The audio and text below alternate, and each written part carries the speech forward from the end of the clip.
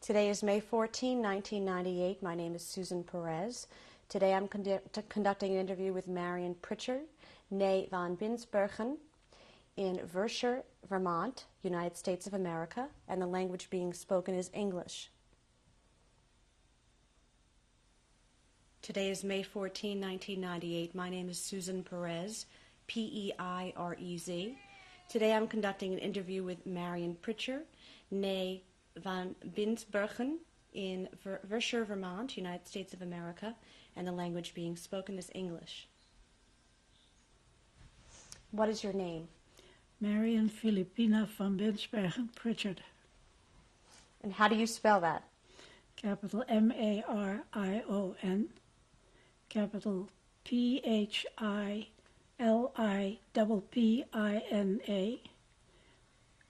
V-A-N, capital B-I-N-S-B-E-R-G-E-N. Pritchard, P-R-I-T-C-H-A-R-D. When were you born? November 7th, 1920. Where were you born? Amsterdam, the Netherlands. What was your father's name? Jacob, spelled J-A-K-O-B. And your mother's name? Grace Marion Hyde. And do you have siblings? One brother. And his name? Jan Knoller, K-N-O-W-L-E-R, van Binsbergen. How old are you today? 77. Mrs. Pritchard, can you tell me a little bit about the background of your family, where they came from? My father was born in the Netherlands. He was a judge. He came from a long line of judges. Everybody in his family studied law, including the women, even though they never practiced. But everybody was educated in the law. My mother's father was a British country doctor in a little village called Earls Barton, and she went to boarding school when she was 6.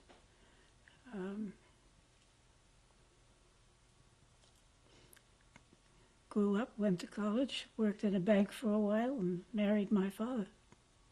How did they meet? My mother was on holiday, as they say in England, in Holland, and that's where she met him. I don't know how. Then World War I broke out, so there was no contact for about 4 years. And after the war, he wrote and asked her if she'd be willing to marry him, and she wrote back and said yes. And he went to London, and at the station they weren't quite sure that they recognized each other, but they got married and lived happily ever after. In what religion were they raised? I don't think my father was raised in any religion, and he didn't go to church. My mother came from a long line of Anglicans. I have the names and dates of the rectors and the bishops and the chaplains and so forth and so on. Currently, my cousin is a canon in Canada, and his son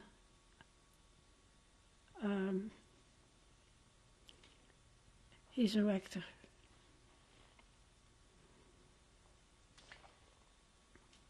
Sitting here today, what is the very first memory that you have? What comes to mind?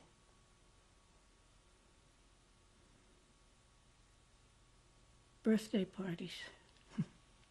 I think I remember all my birthdays from the time I was 2, with the dresses that I had.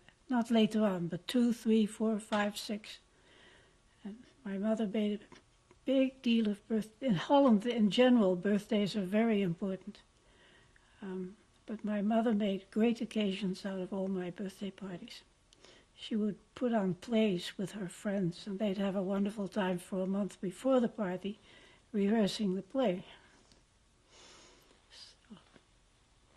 So the the memory is a pleasant one, and I remember my whole childhood with a great deal of pleasure.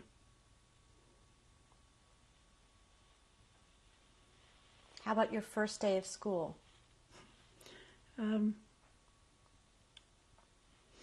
I don't remember the first day of that school very well. I was supposed to go to a school for which you enroll your children when they're born. And when I was born, my mother didn't know that. And nobody remembered to tell her. So in first grade, I went to a parochial school that was quite near to our house. And then in second grade, I got into the school that I was supposed to go to. And that I remember quite well. I remember the teacher and the building and the furniture and many of the names of the children who were there. Did you like school? Yeah.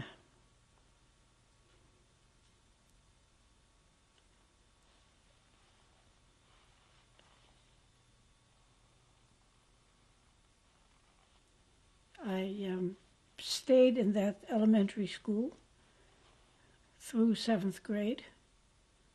And then I went to boarding school in England for a couple of years. My mother had been telling me stories about boarding school all my life. She went when she was 6 because the doctor's children, even though their father didn't make any money, but the doctor's children couldn't go to the village school with the village children. So all my mother and her brothers and sisters all went to boarding school. And my mother told me stories about having to, in the morning, having to break the water in the pitcher in order to be able to wash. And that they were instructed that they had to wash their chests because if you washed your chest with cold water, you didn't get TB. I couldn't wait to get there and do the same thing. Then my father decided, when I was going into 9th grade, that the academics weren't rigorous enough. So he brought me back to Amsterdam, and I went to what is called in Dutch a lyceum. And a lyceum is the classical part of a school that's called a gymnasium, heavy on Greek and Latin. And that was where the first major trauma of my young life occurred. I flunked Greek.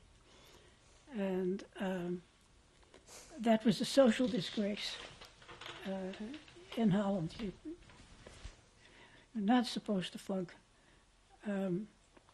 But I did very well in all my other subjects. So the school made an exception, which they made regularly for people with my story. My other subjects were quite good. So they allowed me to do a makeup exam in September. So instead of going on vacation with my family, I was boarded with a Greek teacher for the summer. And 2 days before school opened again, I took an exam and passed the exam. And there's sort of an interesting little touch there in connection with later and the war and the Jews, etc., etc. The chairman of the board was supposed to, of the school, was supposed to attend the oral part of the exam. So he sat in on the oral part of my Greek exam. And when it was finished, he shook hands with me. And the same man later became the chairman of the Jewish committee in Amsterdam and was known for his weak little handshake. I don't know whether you've read a book by Presser, J. Presser. He wrote a book about the destruction of the Dutch Jews. And various times the author refers to Cohen's weak little handshake. In these early years of your life going to school, what kinds of friends did you have? All kinds of friends. It was a private school, but I didn't know until the war began, or until the Nazis started separating the Jews from the Gentiles. A number of my friends, I hadn't known that they were Jewish. I knew of some friends because they didn't come to school on Saturdays, and we went to school on Saturday mornings. the same way, I knew that some of my friends were Catholic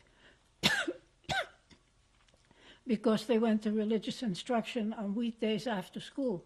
But of the people who didn't go to religious instruction or who didn't stay out on Saturdays, I didn't know what their religion was.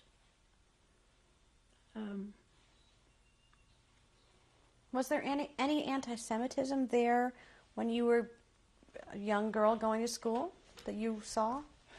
Well, what does an elementary school child see? If you ask your average elementary school child here in the United States about social conditions in his or her town or village, I don't think they'd know very much. But one thing I remember was that there was a rope skipping song. In those days, girls skipped rope, and there were tunes and songs that went with the skipping. And one of them, my father told me that I shouldn't sing that one because it was insulting to the Jews. And it was. I mean, it went, wie had gedacht, o vader Abraham, wie had gedacht dat jouw geslacht zou lopen met vodden en benen langs Heren en Keizersgracht. That means, oh Father Abraham, who had ever thought that your people would walk with rags and bones along the Heren en Keizersgracht. Those were two canals in Holland. So, but there was anti-Semitism in Holland, but it was very, very polite and very, very mild.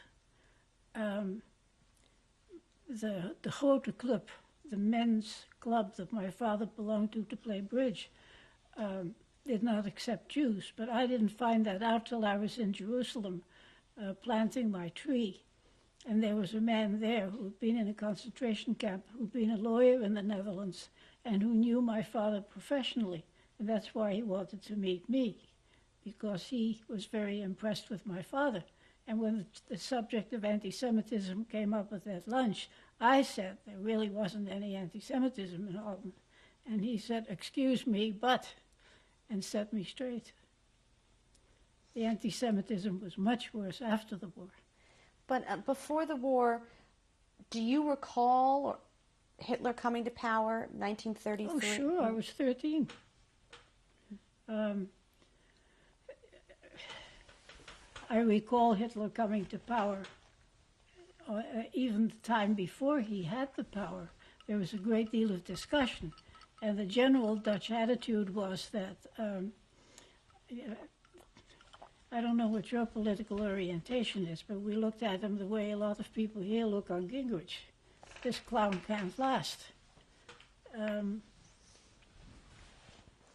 everybody thought, or nobody thought that even if he came to power, that would last. And what we noticed was that starting in 1933 or 1934, German and Austrian and some Polish children started coming to school because their parents fled from Germany, Poland, Austria to the Netherlands, but stayed in the Netherlands because they assumed, just like the Dutch did, that the Netherlands had stayed out of World War I and that we would certainly be able to stay out of World War II. Some people in 35, 36, 37 began to take it more seriously and moved on to Canada, moved on to the United States, some to Australia, but over 20,000 stayed. What conversations can you recall between you and your parents about those early 30s? Mm-hmm. The early 30s? Once Hitler was in power. Well, we always had very interesting dinners because in Holland, colleges, universities don't have dormitories. So the sons and daughters of friends of my parents who didn't live in Amsterdam came and stayed with us for the first, sometimes for their whole university career, sometimes just for the first couple of years, and then they moved into an apartment with friends. But dinner at our house lasted an hour and a half. And there was a great deal of discussion of anything and everything. But of course, as Hitler came to power, and as he started exercising power, it was more and more on that topic.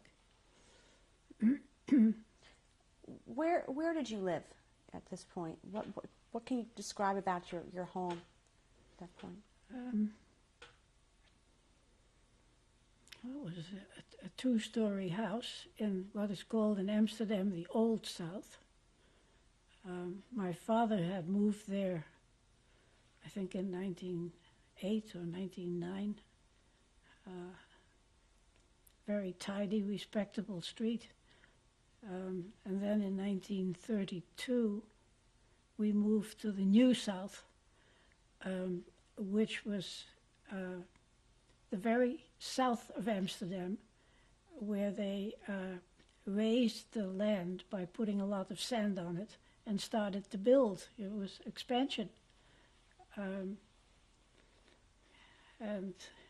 that got to be quite interesting later on, because they opposite the apartment building where we lived, the system was on one side of the canal were apartment buildings, and on the other side of the canal were freestanding villas. It's very good town planning. And they had put down all the sand to build the villas on, but then the war began and there was no more building. And among other things, the Nazis used it for their own exercises and for the Hitlerjugend. I remember being just as upset at the way the Hitlerjugend leaders kicked around the kids as I was later on their treatment of the Jews.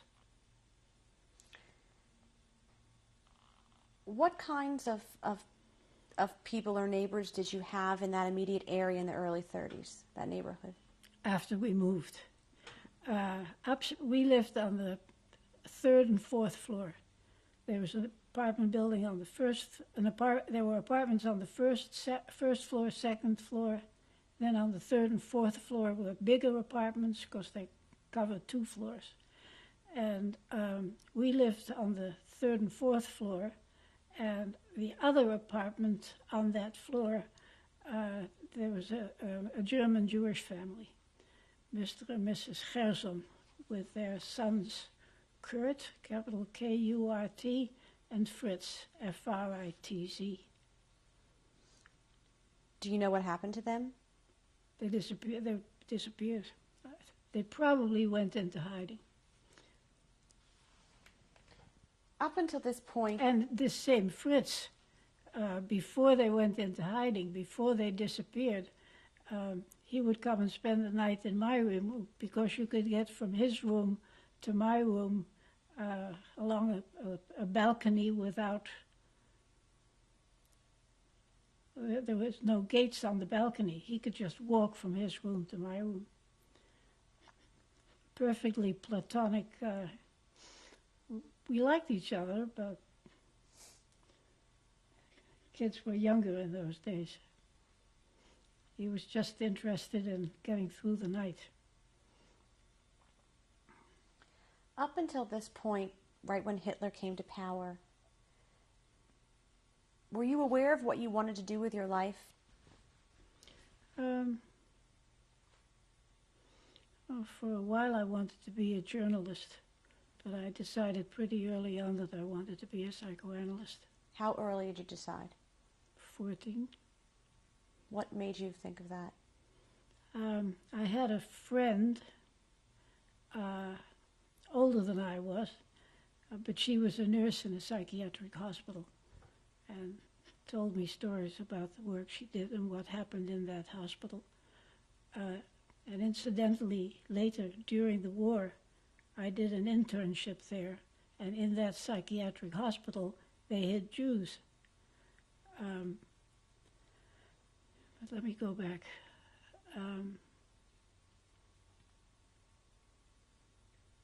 Yeah, that was what I wanted to do. My father had been very clear to my brother and me that just because everybody else in the family way back went to law school, we didn't have to.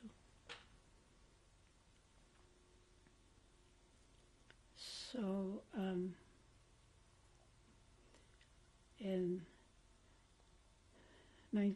I'm not good on dates. I get dates mixed up all the time, but they're approximately right.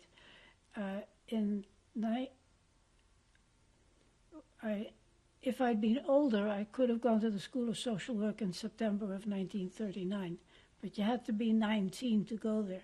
And I didn't want to go. I couldn't go to medical school anymore, or couldn't. In order to get into medical school or law school or any other part of the university, you had to swear a loyalty oath to the Nazis. And I had not yet made the necessary transformation of values to realize that I could swear anything I wanted to those people, but you didn't have to stick with it. And the School of Social Work was so far away from the university in general that they didn't find it till 1943.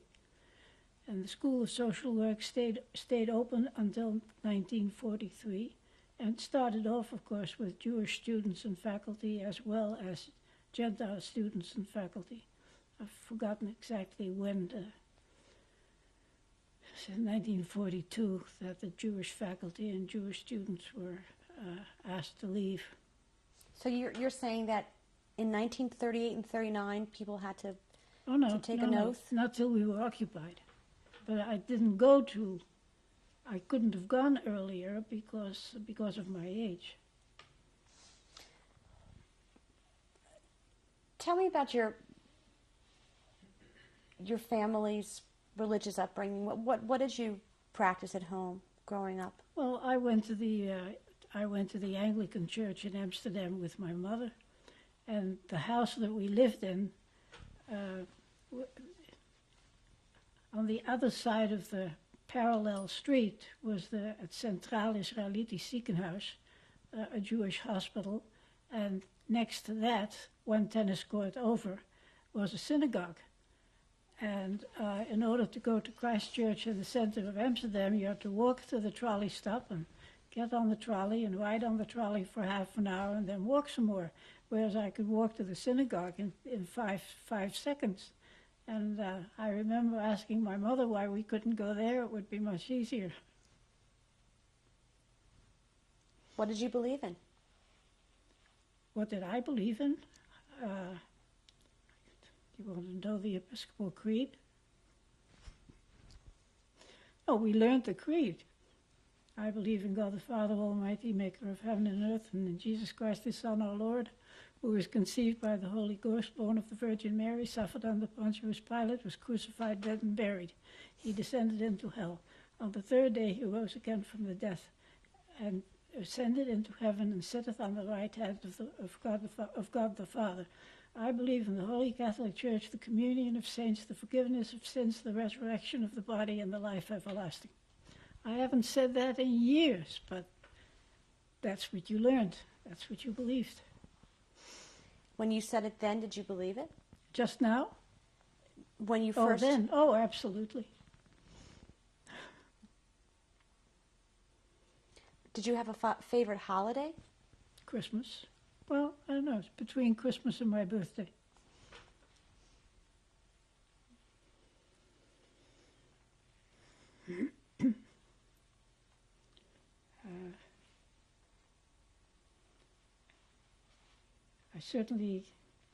It's certainly very difficult now for people like me. I mean, you know that if you are going to stay with your faith, that you have to do that in the full knowledge of how the Christian church for 2,300 years has persecuted the Jews. There was nothing new in the Holocaust. Christians have persecuted the Jews, kept them out of various positions, not allowed their children to go to school.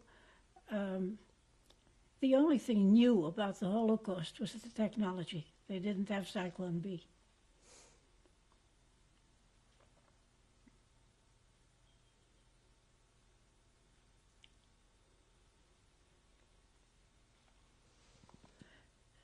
So I went to the School of Social Work in, When did you start that school?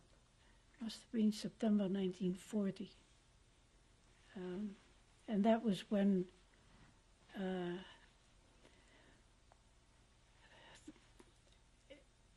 of course the Nazis planned to deport all the Jews, but they, for various reasons, they couldn't start doing that right away. Number one, they didn't know who the Jews were. And secondly, it would be much easier to deport the Jews if the Dutch people were in favor of that and were with them.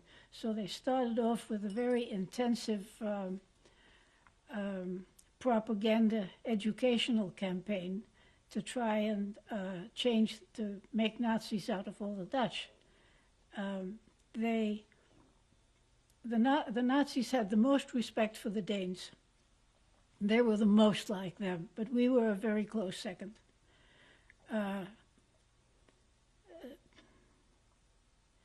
They were not successful, but the behavior of the Dutch during the war was not particularly admirable. The Dutch are funny people. They do believe in independent thinking, and the Dutch Catholics are always often at odds with the Pope. And Mussert was the leader of the Dutch National Socialist Party, and he believed in everything that Hitler believed in and accepted the whole Nazi doctrine without question, except for the anti-Semitism. And he encouraged Jews to join the National Socialist Party, and about 500 of them did. And not until the country was occupied by the Nazis, by the German Nazis, did they force Mussert to throw the Jews out of the Dutch National Socialist Party. What was your family's political? Well, Holland is like Israel and Switzerland, I guess, that small country, lots of different political parties. I believe that there were 52 political parties that participated in the election. My father was a member of what was called the Liberal State Party, the Liberale Staatspartij, but it was fairly conservative. So when the time of the war, when the war broke out in Europe, were you a member of? Were you politically active? Were you in? No. My father was a member of the party, but he didn't go to meetings or was not a major part of his life. He voted when it was time to vote. Going back a moment, before you started school in 1940, do you remember the day the Nazis came in? Yeah. The Nazis came in on May 10th, 1940, and I was living, at that time I was living in Nijmegen, which is a town quite close to the German border. And you heard airplanes going over at night to bomb England, but this particular May 9th, the noise was much louder than usual. One moment, we're going to continue in the next tape. This is tape 2, Marion Pritchard. We looked, after we heard the loud noise of the many, many planes flying over, we looked down into the street, and there were lines and lines of motorcycles with 6-foot-tall, beautiful, blonde Nazi soldiers, hundreds of them lining the street. Everybody went downstairs, turned on the radio, and the broadcast was pretty confusing, but it was quite clear that we had been invaded. And I remember that all day long we did an awful lot of eating and drinking coffee. Why was that? Oh, I think that people often, if they're nervous or tense or whatever, they go to the refrigerator and take something. Eating is...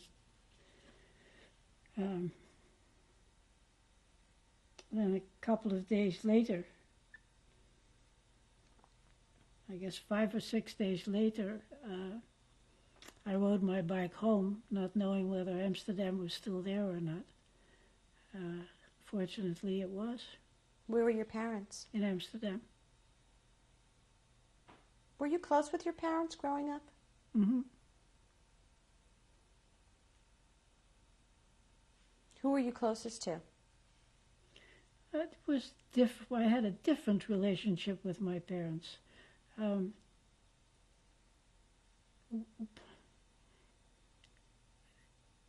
My father had been born in Holland, so he knew Dutch background and Dutch customs, etc., etc. But I told you about the dinners where we all talked so much. I raised the issue of homosexuality one day because I took ballet lessons and the studio was quite near our house and I hung out there a lot. And there were a number of homosexuals in the ballet. So I said something about it. And my father interrupted me and said, we're going to change the subject now, but you come up to my study after dinner and we'll talk about it.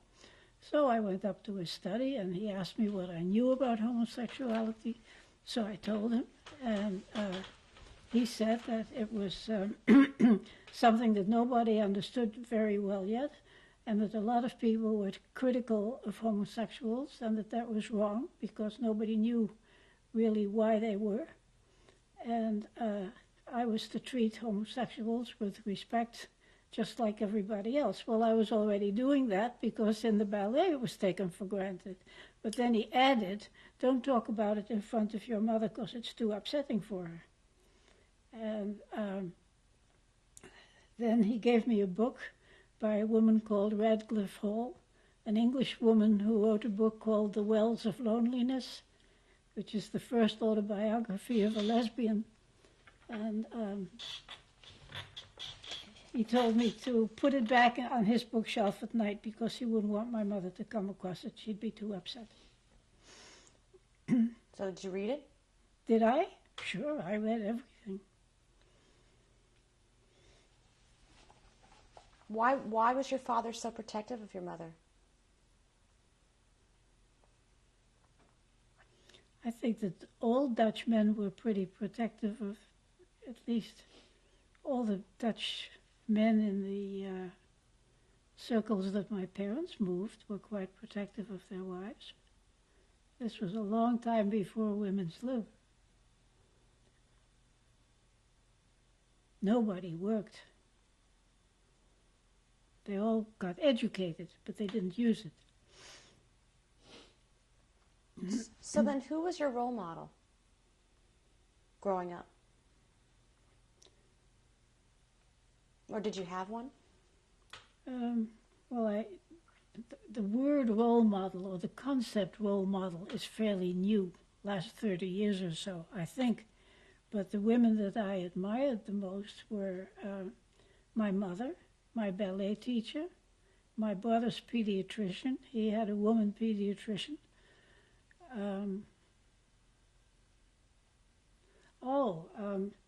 A friend of mine whose books are up on the shelf there, she was an author. In fact, she was the wife of the man who asked me to find a hiding place for Freddie and the kids. Her mother owned that yellow house that you saw in the picture. And she lived there till about 5 years before she died. What was her name? This woman, Anne Rutgers van der Loof Bazenau. And why was she a role model for you? What was she? I just liked her a lot. She wrote books. She had children.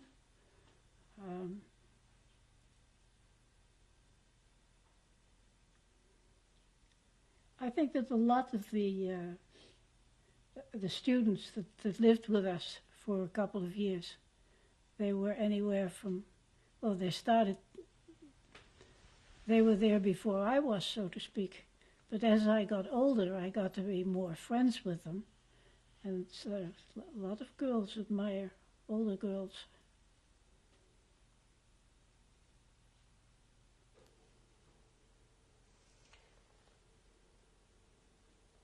What was your relationship like with your brother then? Oh, he was 10 years younger than I was, and he always says he had two mothers. I think I would have liked to take care of him more, but he was a wonderful excuse for my mother to keep the nanny that we had. I grew up, when I started to talk, my mother couldn't speak Dutch, so she spoke English to me. My father spoke Dutch. My nanny was French. She spoke French, and the maid spoke German. So I grew up quadrilingual, as about 200 other children in Amsterdam with that same family constellation did. It has absolutely nothing to do with IQ. The time to learn a foreign language is when you learn to talk, and then you can learn 4 or 5 languages just as easily as one.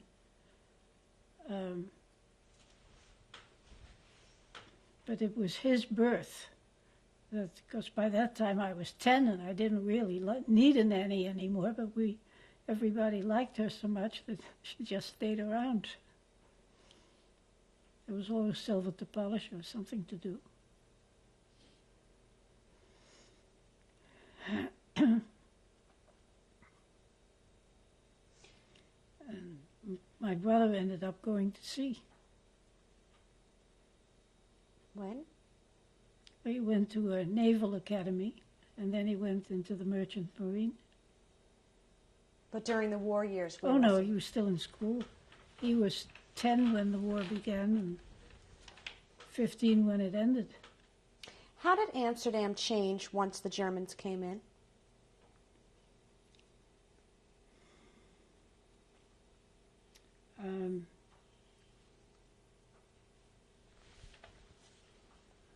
It changed. Of course, it had already begun to change with the arrival of the German Jews, especially in our section of town. Very many German Jews settled there, and there was a lot of antagonism between the German Jews and the Dutch Jews. And the Dutch Jews saw the German Jews much more as German than as Jews. And the German Jews didn't behave very well. How? Well, Why? they were, and this I have more from reading a book, and the book is about the shopping street which was near us, the Beethovenstraat. And somebody has written a history of that book.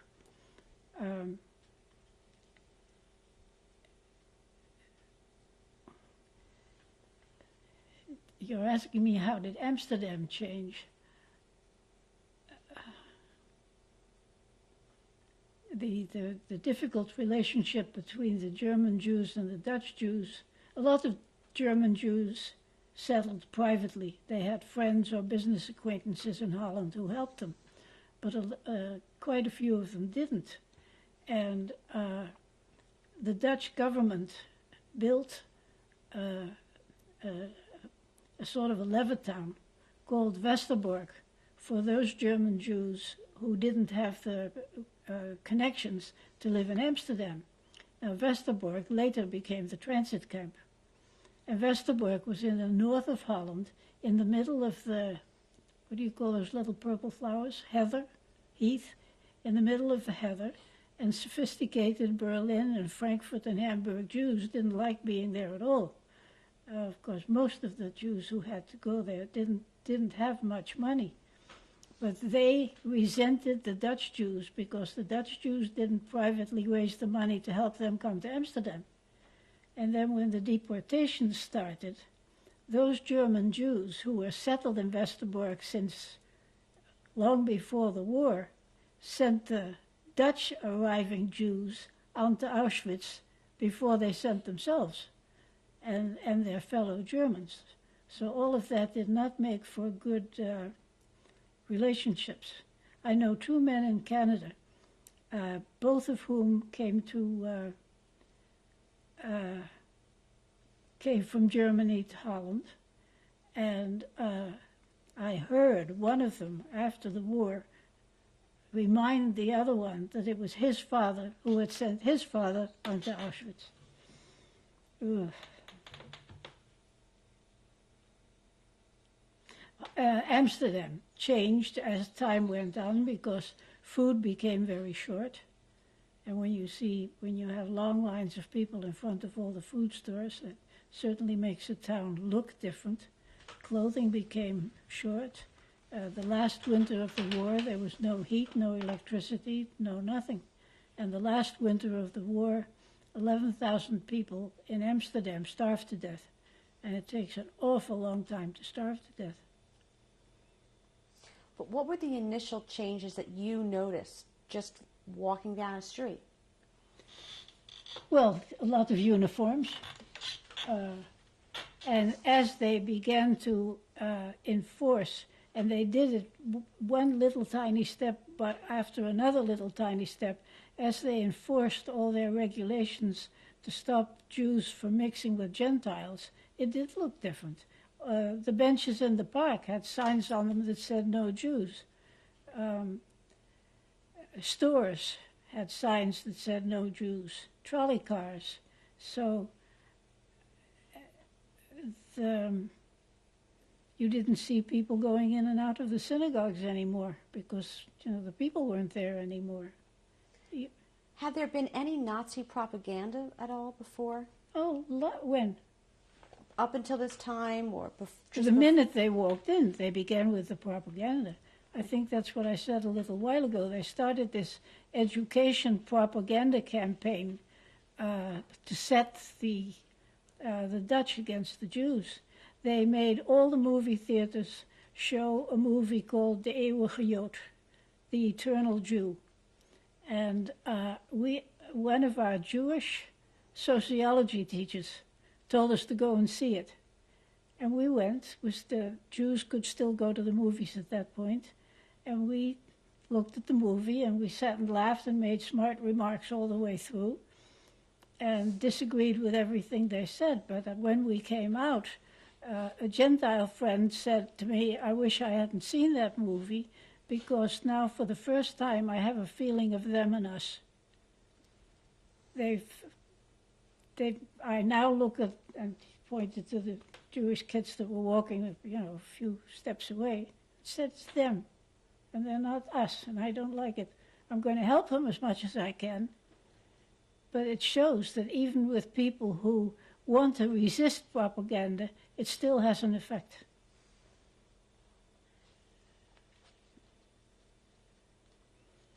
And that's when we began to talk about what they should do.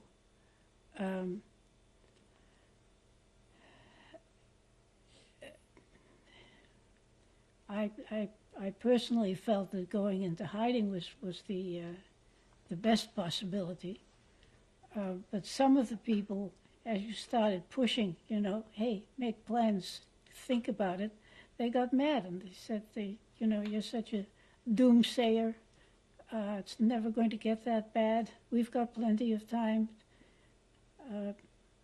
My father was quite convinced that it wasn't going to get that bad.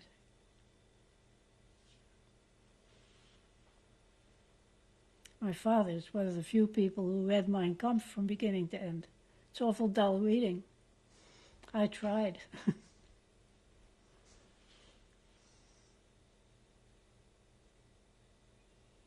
And you didn't see cars anymore. It was all very gradual. The Jews had to give up their bicycles right away. I don't really know how soon, but you saw fewer bicycles, and you knew that anybody driving a car was a Nazi.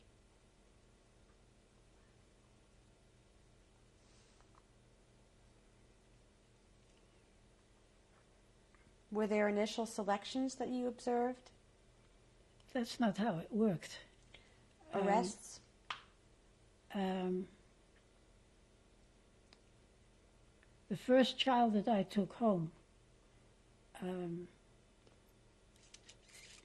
I was in the School of Social Work, and on Saturdays we did field work. My field work and that of 4 or 5 of my friends was that we went to a so-called, and there are some photographs in there, it was called een dorp voor asocialen, a village for antisocial people. It was really a dead-end street, a very neat dead-end street with exactly the same little houses, and a judge could sentence a family, or a combination of the judge and social service agencies could send families there, and there was a social worker who was supposed to help the men stop drinking and go to work, and a nurse who was supposed to help the women take care of their children. And we went there on Saturdays to do the typical sort of settlement house thing with the kids, square dancing and crafts, and so forth and so on. And there were a couple of Jewish families there, and we got there one Saturday, and the social worker said that one of the local police had told her that they were going to pick up this one particular family that night. Now, that's not you've heard talk about bystanders. You know, traditionally they talk about perpetrators, victims, and bystanders. Well, some people were sometimes bystanders and sometimes rescuers and sometimes perpetrators, particularly the police. There were a number of policemen who, if they knew that a certain area was going to be searched that night, they would go and warn the people who lived there. But if it was their job to go at night and help pick them up, they did that too. But in this case, a policeman told the social worker that they were going to come and get this particular family that night. So she asked several of us to each take home one child. And I took home a 2-year-old. And my father, of course, obviously you shouldn't tell anybody who this kid was. And my mother said, oh no, she wouldn't tell anybody, of course not. And then a few months later, food is getting really short, and the milkman comes one day and he says, I don't have any milk for you today. And my mother says, well, for us it doesn't matter, but my daughter brought home this little Jewish boy, and you understand that he has to have his milk. Well, fortunately, the milkman understood. He was a good Dutchman, but if he had gone to the Gestapo, he would have gotten $5 for betraying this child. Any Jew that you betrayed during a certain period of the war, you got paid for. How did you learn that? I guess it was in the paper. There were instructions in the papers were, of course, completely controlled by the Germans. And they had separate papers that told the Jews everything that they were supposed to do and what they were not to do. That was not in the regular papers, because they didn't want to rub it in on the Dutch. But in the Dutch papers, it was several times it was very clear. If you helped Jews, you would suffer the same fate they did. Now, in Poland, as I understand it from the Chametek and a lot of other people, they actually did that. Every time that they found a Gentile family aiding Jews, they killed the family. In Holland, sometimes they did, and sometimes they didn't. They were much easier on the Dutch than they were on the Poles. Which makes sense.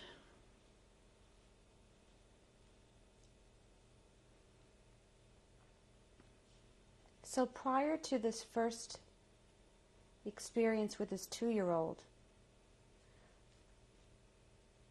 did you ever have a conscious feeling or desire to rescue Jews? Well, from the beginning on, I was determined that I would do anything I could, but I didn't see anything happen. The first time that I saw violence was when I was riding my bike on the way to the School of Social Work, and there was a big truck outside this Jewish children's home, and it was a very interesting children's home. It was for Jewish children only, and the Jewish children there, most of them had been, a lot of the Dutch people were upset by the way the Dutch government was making it difficult for the Jews to come in. We weren't being the wonderful, welcoming people that we're often portrayed as being. So these Dutch matrons would drive their cars into Germany and go and get kids. And most of those kids were put in families, but some were in children's homes. So this particular morning, they're emptying out this children's home, and they're throwing the kids on the truck by an arm and by a leg, one little girl by her pigtails, and I'm sitting on my bike not believing my eyes. And then there's a woman coming from the other, two women coming from the other direction, and they tried to stop the Nazis, and they picked the women up and threw them on top of the kids and drove off. But that was when I fully consciously decided that this was it. When was that? What year was that? 42. What time of year was that? I don't know exactly. The deportation started in the spring of 42. I think it was, I cannot remember, I don't remember dates. Sorry about that. It was also, yeah, that was in the spring of 42, because in 41 they segregated the schools. Jewish kids couldn't go to school with Gentile kids anymore. And they started, the Jewish community started Jewish schools. And in fact, this is a story that I often tell when I speak in schools. The first graduation at the Jewish school was also the last one, because when the following September came, there weren't any Jewish kids left. They were either in hiding, or they were in Westerbork in the transit camp, or they'd been deported.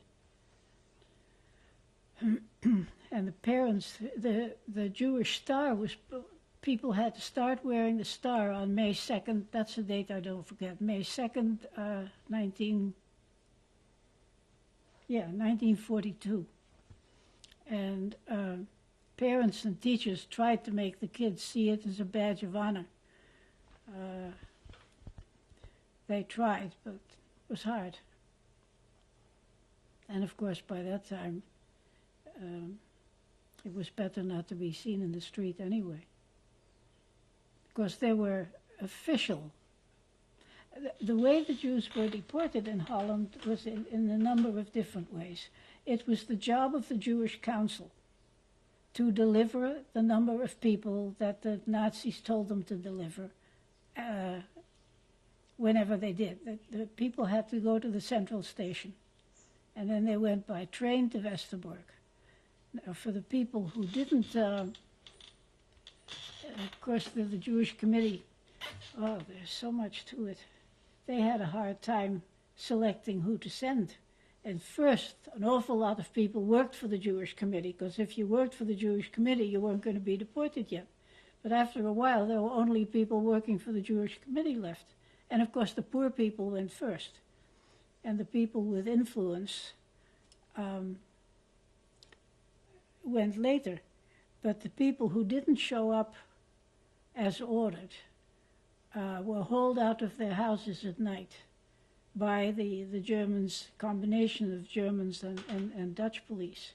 And they were taken to a place called the Hollandse Schouwburg. It was a theater. And a theater was a very interesting rescue operation there. A theater is not a good place for people to spend 24 hours a day. Toilet facilities, etc., very inadequate. So the children under 12 or under 10, you've probably heard this story. The children under 10 were sent across the street to a daycare center, which originally, it was an ordinary daycare center, and because it was in a Jewish neighborhood, most of the kids that went to the daycare center were Jewish, and the staff was Jewish. Amsterdam never had any ghettos. They had what they call a Jodenbuurt, a Jewish district, but people lived there by choice, not because they had to. So in this theater, the theater was run by the Jewish Committee, supervised by the SS. And one of the people, officials who ran it was a man called Walter Saskheid. He was a German Jew who had come from Berlin, I don't know, 35, 36, whatever. And he and another employee of the Jewish Committee, a Dutchman called Felix Halverstadt, did everything they could not to register the children.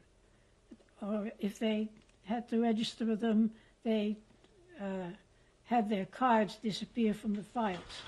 And then they instructed Sini Kattenberg, who was a 19-year-old worker from the daycare center, who came over to fetch the children every day, to ask the parents if it was okay with them if the children were put someplace in Holland in a family.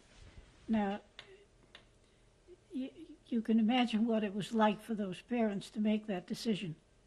A lot of parents felt, we're going to, and the Nazis had said in all their orders for people to go to the, to be deported, they promised people, you're just going to a work camp, the work's going to be hard, but families will be allowed to stay together, and as long as you do what you're told, you'll be fine.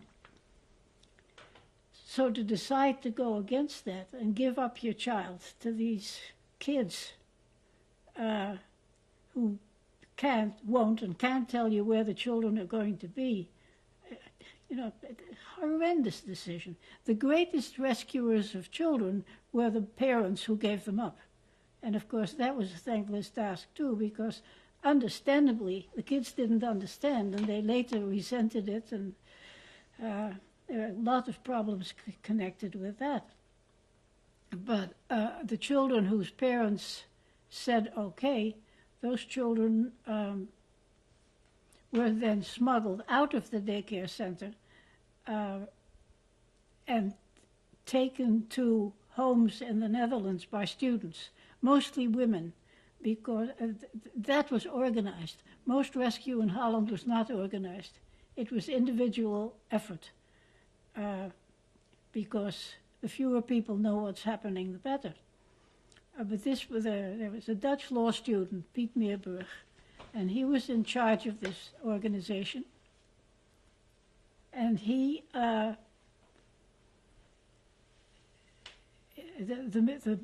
men did a lot of the finding of homes for the children, but women took the children and they smuggled them out of the daycare center in suitcases and diaper bags and laundry baskets and boxes. And that way, between 600 and 1,000 children were saved. Among them a man who later got to be the mayor of Amsterdam. How's his name? Can't think of his name right now, but he was in 18 different foster families. And he was at a meeting of Dutch hidden children in 1992 in Amsterdam, and that's where he came out of the closet as a former hidden child. And he said that he thought that the reason he did well politically and got to be mayor was that he had spent time in 18 different foster homes when he was 10 and 11 and 12 years old. Well, we'll continue on the next tape. This is tape number 3, Marion Pritchard.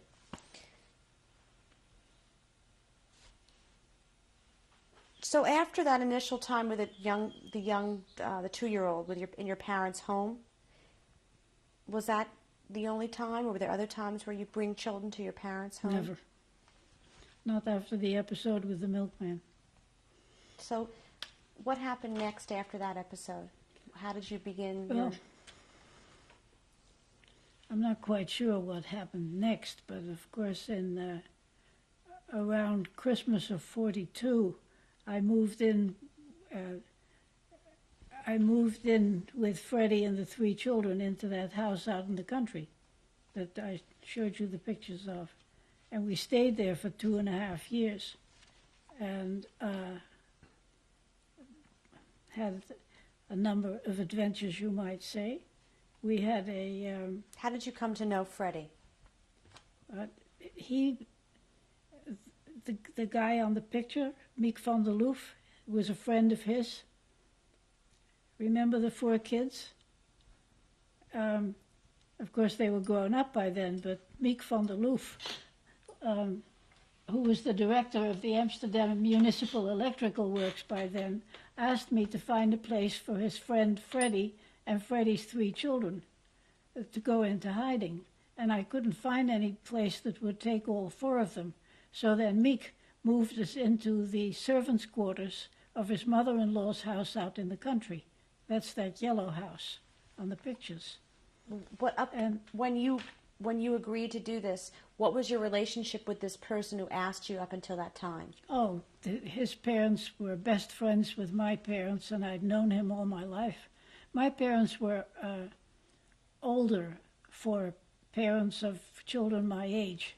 So my parents' friends' children tended to be 10 to 15 years older than I. But I knew them all.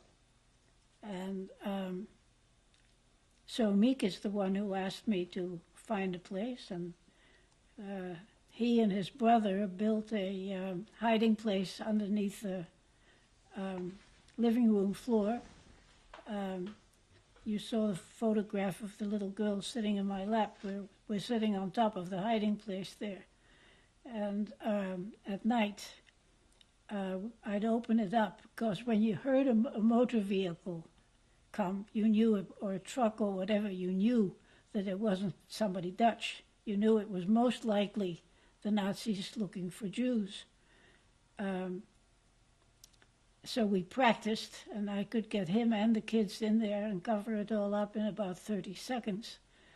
And this one particular night, a Dutch Nazi policeman brought 3 German Nazi officers to the house, and they were in the hiding place, but I let them out. I let the kids out after half an hour because I hadn't had time to give the baby her sleeping powder, and she began to cry. And Freddie decided to stay in the hiding place because he was working on his PhD thesis and he was in the middle of an important chapter. Some people know how to concentrate. So then the Dutch policeman came back because it was customary for the person in hiding to sleep in the same bed with a member of the host family, because if the Nazis came and they found, say, that there were 5 beds slept in, but only 4 people, they could guess that the 5th person had gone out the window or something like that.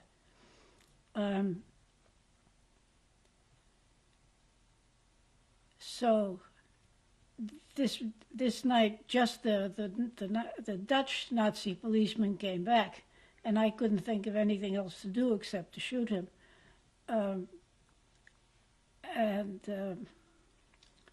Then, of course, there was the question of what to do with the body. And now I have to tell a little side story to explain what happened. Have I talked about Karel Pons, my friend, the ballet dancer? Karel Pons was a friend of mine from the ballet, older than I, but maybe 10 years older than I. And I had found him a hiding place with a Dutch woman painter who lived quite near to where I was. And he came to me after about 2 or 3 weeks, and he said, you have to remember we didn't know much about concentration camps at that time, but he said to me, Marion, I'd rather go to a concentration camp. She's trying to make a straight man out of me, and I just can't hack it. So we put him in with the permission of the neighbors, of course, we put him in the garden house of the villa next door, sort of a little house where they kept their tools and where they made tea on Sunday afternoons, etc., etc., dyed his hair, got him a Gentile, not very good identity card, and we can visit with each other without going into the street because the gardens were next to each other.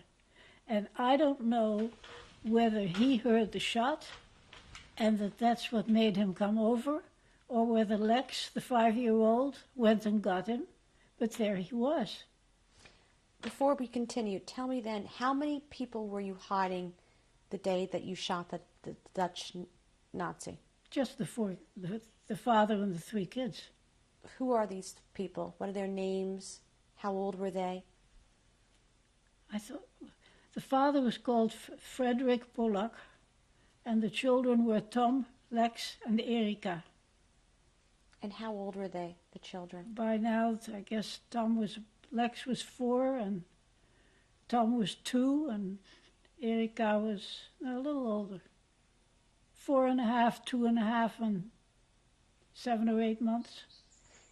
And how long had you been hiding them up to this point in this house? We moved in there in Christmas of 42.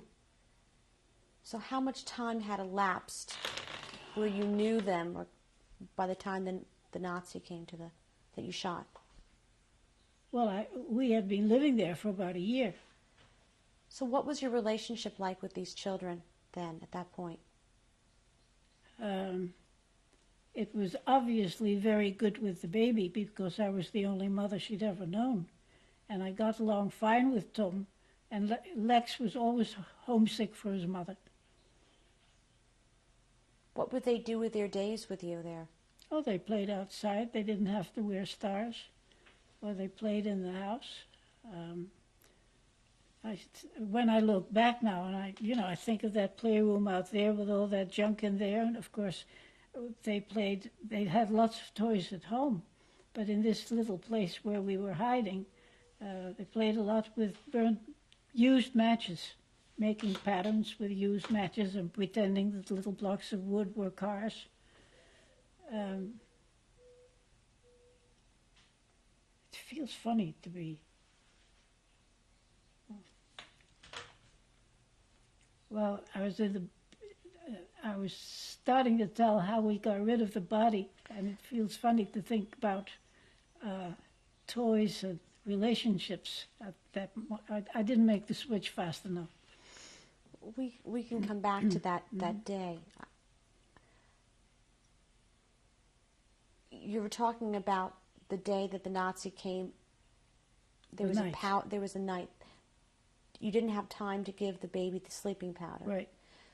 What was the preparation you would have in the event of someone coming? What would you tell the children? Get in this hiding place. Sometimes there was very little notice. They knew that was what they had to do. So then tell me then again about the day when you shot. How did you have a gun? Meek, the Gentile who had asked me to find a place for them, had given it to me, and I had put it behind the books on the shelf above the bed, never intending to use it. I'm against capital punishment and I'm against abortion. I can make exceptions on abortion, of course, but I am basically opposed to capital punishment and killing in general. But your unconscious is quite powerful, and when it was a choice, most likely between the kids and him, I chose him. So when the Nazis first left, where were you in relation? Where was the gun? Where? Well, by the time when they first left, the 4 of them, I was sitting on the bed and the gun I wasn't even thinking about it. It was above the bed on the bookshelf behind the books. So tell me again how you came to get the gun, and do They you remember? left. Yeah, of course. I mean, it's imprinted on my mind. They left, and I heaved a sigh of relief and went about my business, and put the kids back to bed in the room where they usually slept. And then this one policeman came back. Got it? And I didn't wait to see what he was going to do or what he was going to say. By then, obviously, if he'd gone into the other room, he would have seen the kids. He might have known the kids were around anyway. But my instinct was that if I didn't get rid of him, those kids were doomed. You're looking quizzical. I'm not telling it right. So where was I? You didn't think, you just shot him. Where did you shoot him? What? You just shot him. Yeah. From half as far away as you are. It's a very small room. Oh, I know where I was. Then there was Karel, the ballet dancer, and I don't know whether he heard the shot and that's why he came over, or whether Lex went and got him. That was the oldest child. He might have done that. One thing I learned during the war was about the incredible intuitive wisdom of children. Schindler's List has that too, the little girl in the pink coat, and quite a few other examples. So we talked briefly. We decided that Karel would go walk to the village, which of course was strictly against the rules. You're not supposed to be out during curfew, and especially if you're a Jew, you're not supposed to be out during curfew. And I suggested that he stay with the kids so that I go to the village, but he wasn't having any of that. And he went to see the baker, and I have a picture of the baker somewhere, who in normal times brought his wares around in a wagon with a horse. And the baker agreed that as soon as curfew ended in the morning, he would come with his horse and wagon and get the body. And before Karel came back, together they went to see the local undertaker. And the local undertaker agreed to bury the body in a coffin with somebody who was having the funeral the next day. You haven't seen The Courage to Care. Well, so I always wondered whether the funeral director told the family that there was an extra body in the coffin or not, but I just hope they would have approved. So if it hadn't been for Karel, we would have been in serious trouble. I don't know. I couldn't possibly have gone out and dug a hole in the lawn, and I don't know what would have happened. And another time, Karel helped me kidnap another child. But first, back to this family of the father and the three children. One day in the spring, two Nazi officers came during the daytime, 11 o'clock in the morning. Beautiful day like today. And they say to Lex, who is playing outside, "Hey kid, where's your dad?" And Lex looks at them with those beautiful black eyes of his and says, "It's mean of you to ask me where my dad is, because guys in the same uniforms you're wearing came and got him a month ago." And they looked at each other and shrugged their shoulders and left. And of course I praised Lex to high heaven, and he stayed a dedicated liar for most of his life. So that again raises some very interesting issues. I'm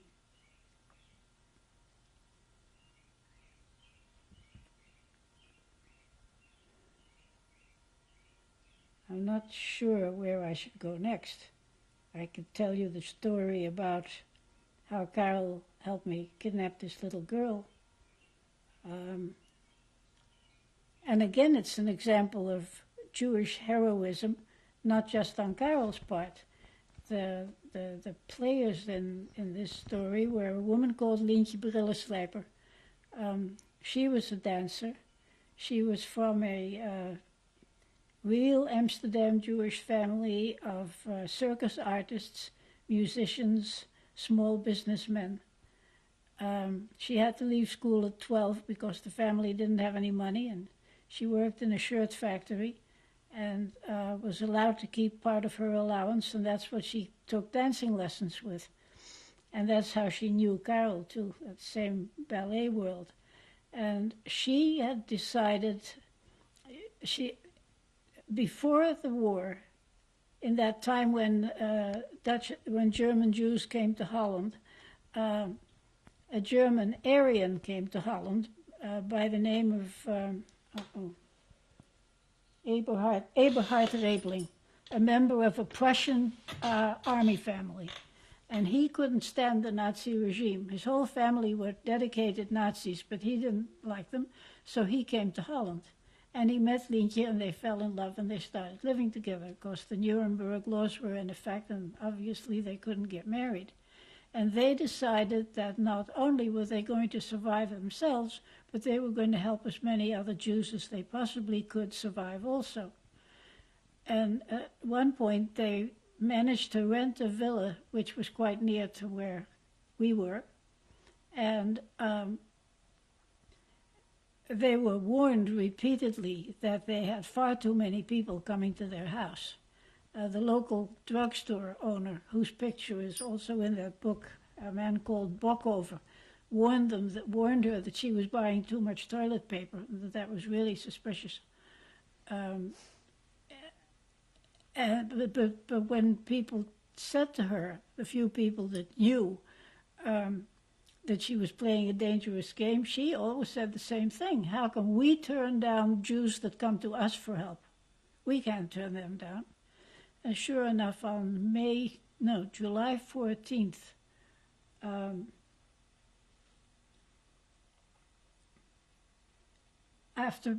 around breakfast time, the Gestapo came to the house and surrounded it, and an officer called Punt stayed in the dining room with Lientje and her sister Jannie and the 3 toddlers. Lientje had a daughter called Katinka, and Jannie had 2 little boys. I've forgotten what their names were. And while the other officers went and looked for the other people of whom they suspected that they were around.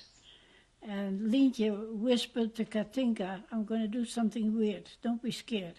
And then she threw a very convincing epileptic seizure and rolled around on the floor, bounced up and down on the floor and yelled, "Take us if you have to, but whatever you do, don't take the children, don't take the children."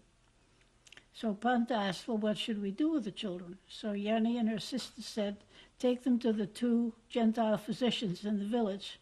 They know them and they'll take care of them."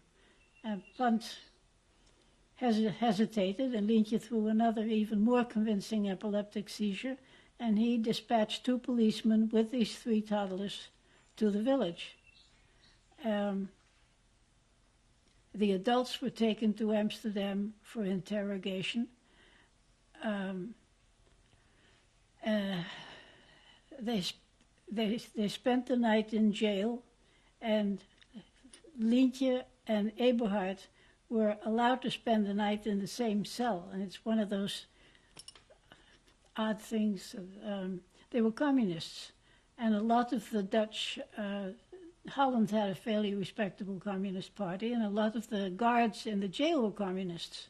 So they knew Piet and Lientje, and the guards, not the higher-ups, the ordinary guards whom the Nazis retained, let them sleep in the same cell. Lientje was interrogated first by an infamous officer called Lagers, and she didn't tell anything. She didn't tell him where she got the money to rent the house with, or where she got the coupons, or where she got the food, or whatever. And Lagers got furious with her and hit her in the face with his whip and said, "I know how to make you sing, little bird. I'm going to have your daughter brought here, and when you see what we do to her, you'll tell us what we want to know." So then they were taken back to jail for the night, and Lientje told Piet what Lagers had said. His German name was Eberhard, but in Holland he was called Piet. And the next morning, Lientje was sent on to Westerbork with her sister and went from Westerbork to Auschwitz to Bergen-Belsen, where they met up with Margot and Anne Frank, but that's another story. They took Piet back for interrogation with his sister-in-law, Jannie. And at one point, the van stopped. One of the guards got off and said he'd be right back. And Jannie began to flirt with the other guard, and Piet took advantage of that distraction to jump off the van and made his way into the center of Amsterdam to the house of somebody he knew, and from there he called the village to say to people, "Get Katinka away from the doctor," and told what Lagers had said to Lientje. The friends did go to the Gentile doctor and asked him to give them the child, but he said that he has sworn his Christian oath and he couldn't possibly break his Christian oath. And the only result of that request was that they put a guard on the house. So then one of them came to me and asked me if I would try to kidnap Katinka the next morning. And Karel was visiting with me that night, with us that night, and he said he was coming too. And of course, again, I didn't want him to come because me kidnapping a Gestapo victim was bad enough. They would probably have given me a very hard time. There's no doubt what they would have done with a Jew who was trying to kidnap a Jewish child away from them. But he insisted on coming, so the next morning, curfew over, we go into the village, and I went in through the back door. I knew the house. And I find the doctor's wife and her kids and Katinka upstairs in the bathroom. And I grabbed Katinka, ran downstairs, put her on the back of my bike, and pedaled off. And again, intuitive wisdom of children. You know, when you think of what this toddler had gone through in the past 24 hours, and on top of everything else, this woman comes that she's never met, comes running into the bathroom and grabs her and says, "You're coming with me on the back of my bike, and you've got to be quiet." Well, she was quiet. And Karel kept the guard and the doctor busy at the front door until we'd had an opportunity to pedal away. The Gestapo came about half an hour later and were furious that Tinka wasn't there. They arrested the doctor, though they let him go the next day, and they put up FBI-type posters all over the village saying, "Wanted, Katinka Anita Bos, birth date August 1st or 8th, whatever, 1941.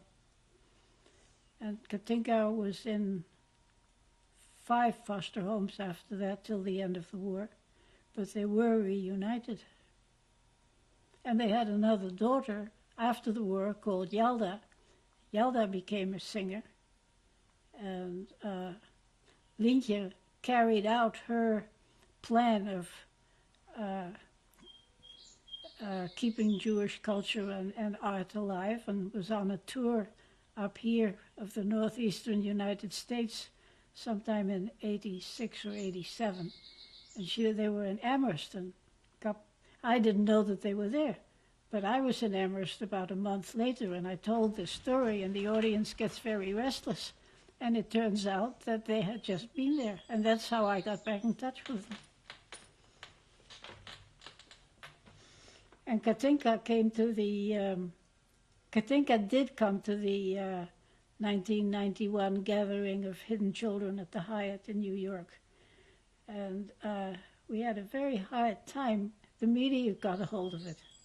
ABC and I don't know who else. Everybody's calling me. Where am I going to meet Katinka? They want to record our meeting each other again for the first time. But we managed to avoid that, though it was much too much of a media event. It was good, but too much hype. But what was it like when you were alone, when you were first reunited? What did you say to one another? I don't remember. That's private, if that's okay with you. And I don't remember exactly. I just know that it was very moving. Her picture's in that thing, too. And interestingly enough, after the war was over,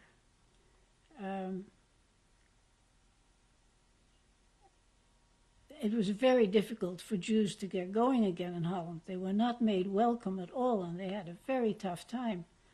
And they had a particularly tough time because they were communists. And, Holland went through this McCarthy period in 47 and 48, and he lost his job as a music critic, and they went to East Germany and lived in East Berlin. And when the kids got sick, they didn't trust German doctors. So when the kids got sick, she'd put them in the car and travel from East Berlin to Holland to see the doctor.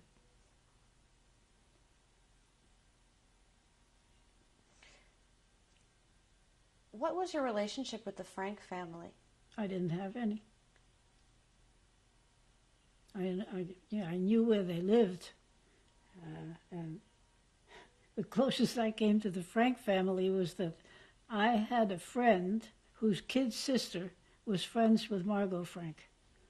So when I was there, I know that I saw her sometimes, but I don't remember ever seeing Anne in person. Not knowingly. How you said that most people who hid, who were rescuers, did it independently. Yeah. Were you aware of other people like yourself? Well, yeah. But the main organization was that student organization that Piet Meerburg headed. Now, I didn't know about that organization, but I still, quote, worked for them. I get a phone call one night from a friend, and she asks me she tells me that she's running a very high fever. She was supposed to take a package to the north of Holland the next day. If she can't go, will I do it? So I guessed, this is probably a child that has to be moved. So I said, sure. And she told me where I could find this child, which turned out to be behind the daycare center, opposite the theater. And we get on the train, and a trip that normally took 3 hours at most, in those days took anywhere up to 5 or 6 or 8 hours because of breakdown of equipment, occasional strafings and bombings, and so forth and so on. So we'll continue on the next tape. Okay.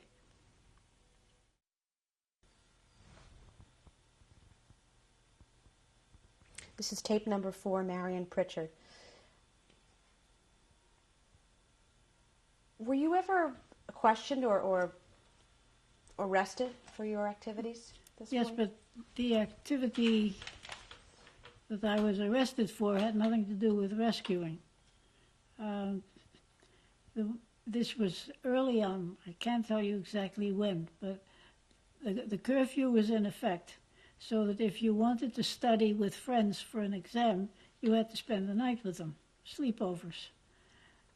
So this particular night, I was staying over with a friend who lived with 3 or 4 other students in a house on the canal. And what they did was mimeograph the British radio broadcasts. You were not allowed to listen to the Allied radio broadcasts. You were only allowed to listen to the German news. In fact, we all had to hand in our radios. And what almost everybody did was hand in an old one and keep the good one hidden in the bottom of a closet. And you only listened, you made very sure that nobody could hear. Not my mother. She played it with the window open. But so this friend of mine and her friends would listen to the Radio Oranje, as it was called, House of Orange, and other Allied broadcasts, and they would type them up and distribute them, put them in people's mailboxes, thumbtack them onto trees so that other people could get the news. And they were betrayed, and they came in the night and arrested everybody in the house and took us all to jail and kept us there for about 6 months. And it was very unorganized, sort of a cat and mouse game. They would interrogate you, and sometimes you really didn't have the vaguest idea of what they were talking about. Fishing expeditions, is that what you call it? They were pretty nasty. And then one day they just opened the door and let us all go. We had fully expected to be sent to a concentration camp or taken to trial or something civilized like that. They did that a lot too, just arrest people, and they didn't bother much with the formalities if they didn't feel like it. Where were your parents at this time when you were arrested? In Amsterdam. And my father was a member of the Board of Governors of the prison. And what they did was they took over part of the Dutch prisons for themselves, and they left the Dutch part of the prison for their own petty criminals. And the the guards in the prison had a lot of respect for my father because he used to go there quite often on Sunday afternoons and visit with prisoners and ask them how they were doing and sort of make some kind of an attempt at rehabilitating or reaching out or whatever. Besides, he was a member of the Board of Governors, so he was responsible for what went on there. But he came more often than the other judges, and the guards liked him, and I think I got they would tell me news items or bring me some bread or one way or another do me favors. I remember wanting a nail file. They wouldn't give me a nail file. We used to file our nails by the walls in the cells were stone, brick, concrete, whatever you call it. You use the wall as a nail file. It's not very good.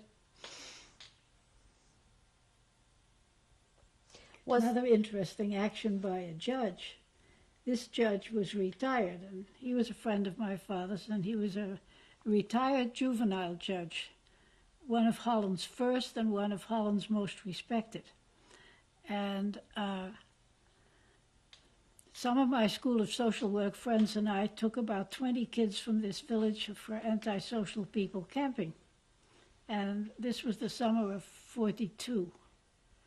And there were 4 Jewish girls in the group. They were all girls that we took, but they didn't look, quote, close quote, very Jewish. And we thought we could get away with it. And we were camping right near where this retired judge lived. And he was, of course, interested, and he came over and asked if we would like him to tell them stories at night. And we were delighted. By the end of the day, we'd had it. So he would tell them stories. And about 3 days before we were going to leave, he said to me, "I have homes for those 4 Jewish girls that you've got there." I didn't ask him who. I didn't ask him where. Just let them go. What would happen to all of these children that you would... There is a wonderful question. What happened to Jewish children in Holland in general is a wonderful question. I wish that Emma van der Heij's book had been translated. She has written a book called About the Jewish Child. When the war was over, there were a number of Jewish children who had been in hiding. And some, of course, their parents never came back. Some, the parents did come back. Some, the parents had been in hiding themselves and they came out of hiding. In the meanwhile, there's this Dutch feminist woman. I call her a feminist. That's not what they were called then. But Gesine van der Molen, who was a real right-wing Christian, got into the child rescue business very late. And she was not interested in rescuing children. She was interested in proselytizing. And she propagandized or advocated that these children should never go back to their parents.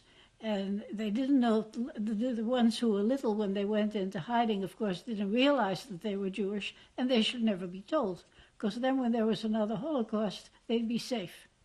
And she got an ordinance passed by the Dutch government that forbade the foster parents to give the children back to their parents unless the parents could prove that they were physically, emotionally, financially capable of taking care of their children. Now here you are, parents who have survived a concentration camp, probably largely on the hope that you'll see your children again, and then they won't give you your children because you're not financially, emotionally. I mean, it's beyond belief awful. And there was a big fight between there was the Officer for War Orphans, there were the remnants of the old Jewish community in Amsterdam, there were the Zionists, and they all wanted to decide on who was going to decide what was going to happen to these children. And some children were hidden again to be hidden from their parents. 2 famous cases. The whole return of Jews to Holland, I don't think it was much better anywhere else. In Poland, they killed a lot of Jews off. But they were not made to feel welcome at all. And the Dutch government later defended themselves by saying, well, a lot of people had a tough time during the war, and in Holland we don't discriminate, so that's why we didn't do anything extra for the Jews. Well, as though the Jews hadn't suffered much more than the non-Jews. People who didn't get their houses back, they didn't get their businesses back. There's just recently, some insurance companies have finally paid their children. People were not given their money that from the insurance companies that they had been with because they hadn't kept up their premiums. How do you keep up your premium when you're in a concentration camp? Horrendous. At any time while you were hiding children, rescuing children, were you involved with the resistance at all? Miek van der Loof, the one who asked me to take care of Freddie and the children. He was a leader in the resistance. Now, do you say, was I involved with him? Of course I was involved with him, but it was on a personal basis. He was, what he did as the director of the Amsterdam Municipal Electrical Works was he revitalized an underground telephone net with England so that the resistance could communicate with the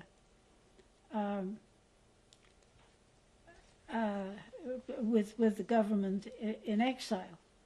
But, where was I going with that? Oh yeah, one of the reasons that the resistance, one of the many reasons that the resistance had nothing to do with with rescuing Jews, was that in the beginning, the resistance was organized along political party lines, and we had 8 separate resistance movements, a socialist one and a communist one and a this and a that.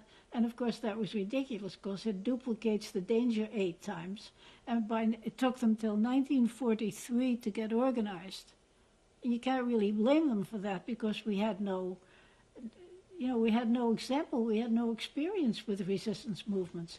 But by 1943, when they were really quite well organized, all the Jews were either already in hiding, or they had been deported, or they were in the transit camp. So even if the resistance had decided we're going to start rescuing Jews, it was too late.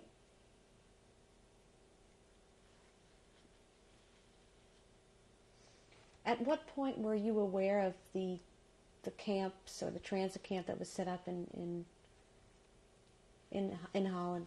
Oh, I was aware of the transit camp right away because that was where originally the Dutch government built it for the Jews who couldn't make their way in Holland privately before the war. Were you ever in contact with anyone who was at the camp? Did you ever? Everybody I know that came back went through that camp. Were you ever near the camp? Did you ever? I was there once. I took some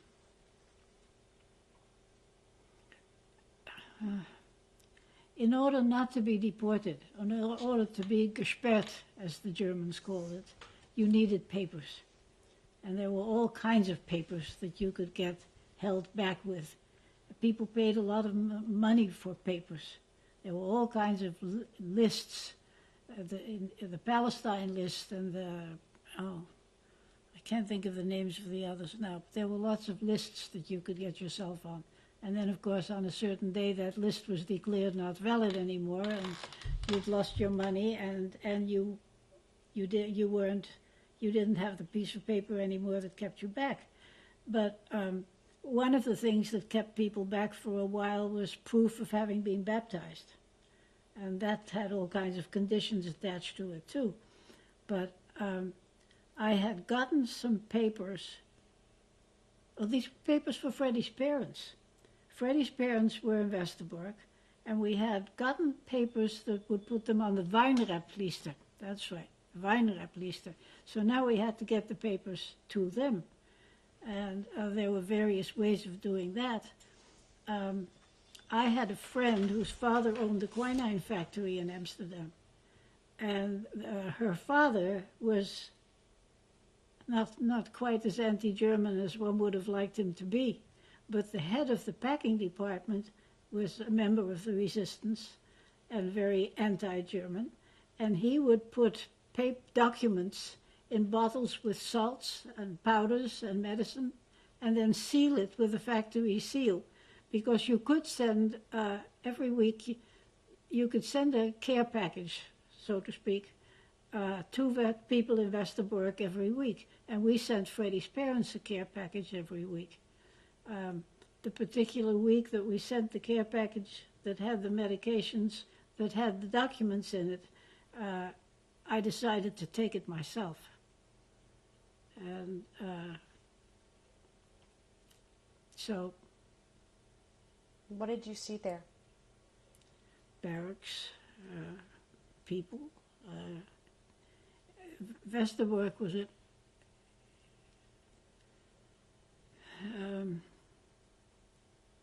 It changed tremendously from 1 week or 1 month to the next. I remember that, I was only there for a couple of hours, but they were very upset because they had a hospital, and it was a wonderful hospital because there were lots of Dutch Jewish doctors, and of course they all wanted to work. And I can show you pictures if you like. They had excellent artists who had decorated the children's wards, and the medical care was great.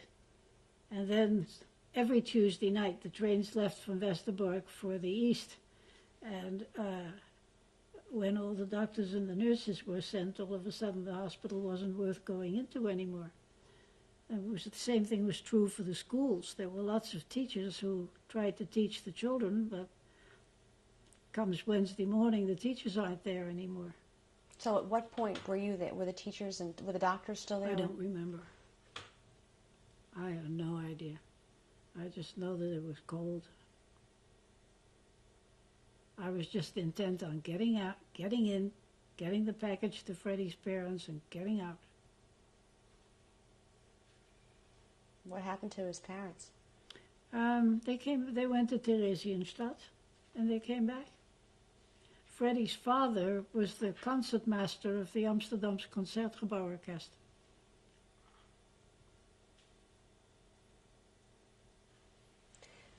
When you would hide the children, how would you conceal their identity in any way in the event that something would happen? You mean the 3 that I was taking care of? No, I just let them run around. Well, they had different names. I don't think, Lex probably remembered that his name was Polak, but we called them Moor, M-O-O-R. He went to school. Children under 6 didn't have to wear stars.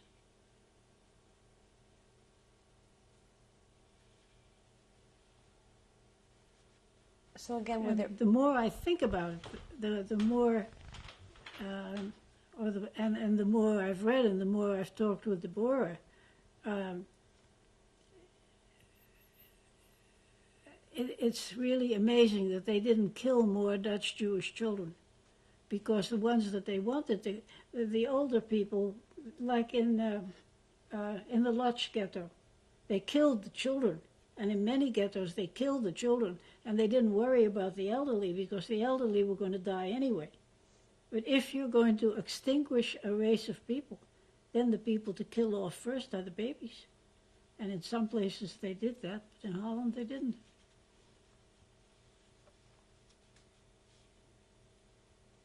What was the youngest child that you saved? Well, Erica, she was about a week when I got her.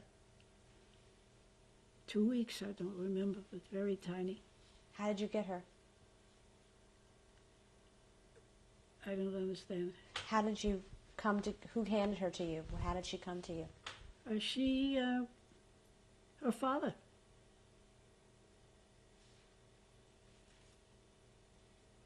Where were you? In the village. I was at home, and he went to get her from the hospital where she'd been born. Her mother was only half Jewish. and had completely non-Jewish papers.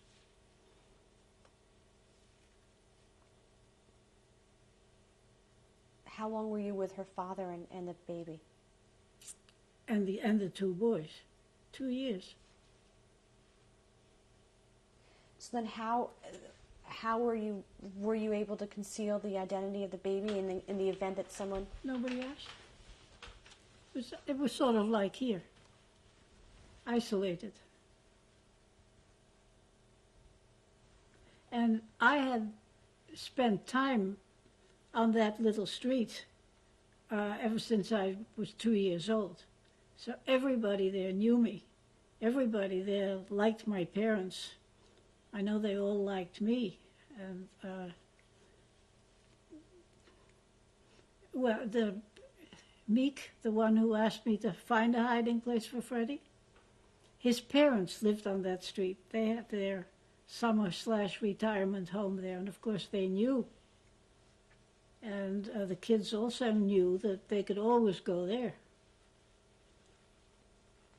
if necessary, if they couldn't find me or whatever.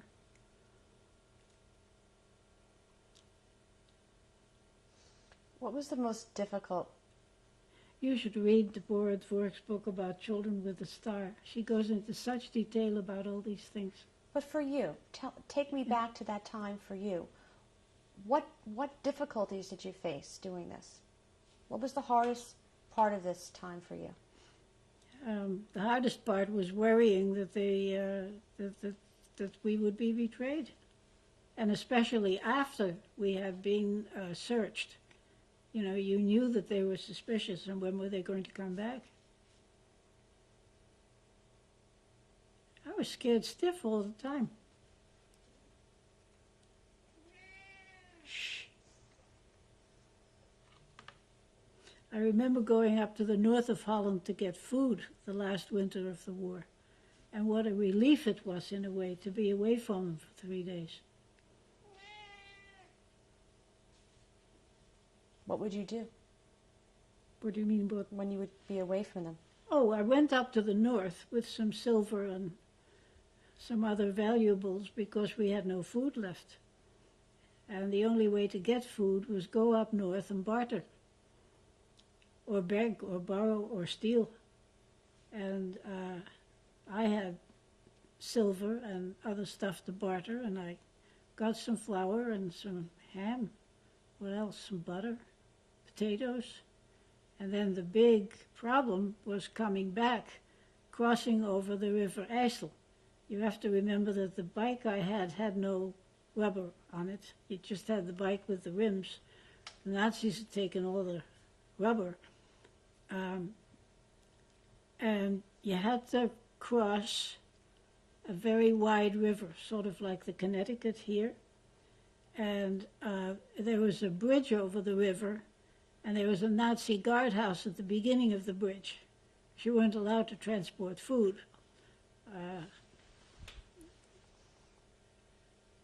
You could rent a boat to take you across, but the people who rented out the boats often dumped their passengers and kept into the water and kept the food.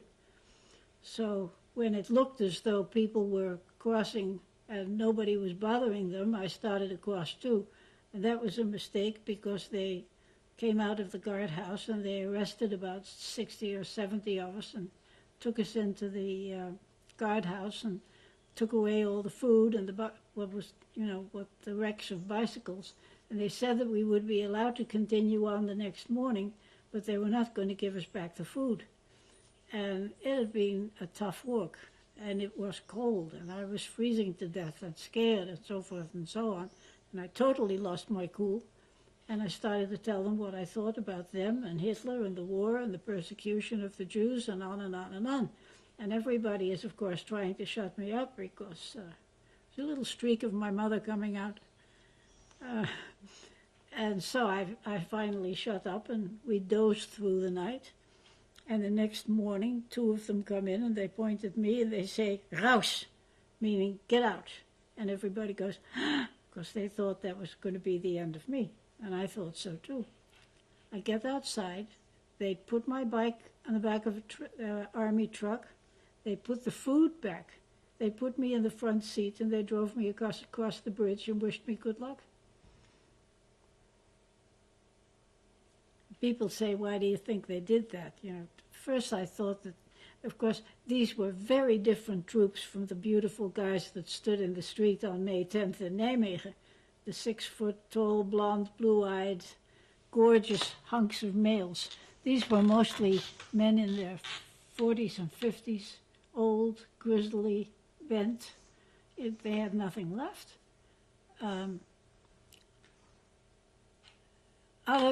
I think it was close to the end of the war, and I think it's probably true that they were trying to get in the good graces of some Dutch people somehow, so that if there were revenge or war crimes trials or whatever, somebody might say a good word for them.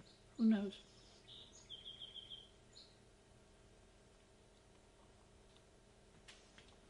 How many people did you hide? If there's a light,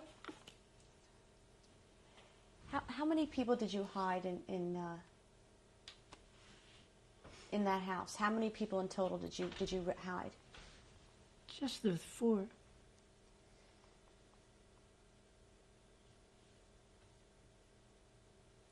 Well, at this point, when you were going to get the food, where were your parents, and were they My father able? was dead, What and happened? my mother was next. I think that my father was never ill for a day, and about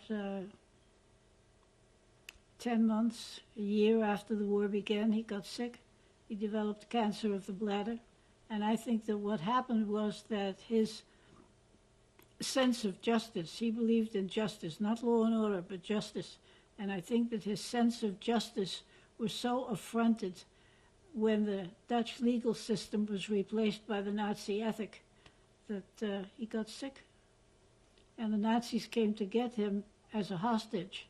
They used to take prominent people hostage in order to shoot them when the resistance did something bad.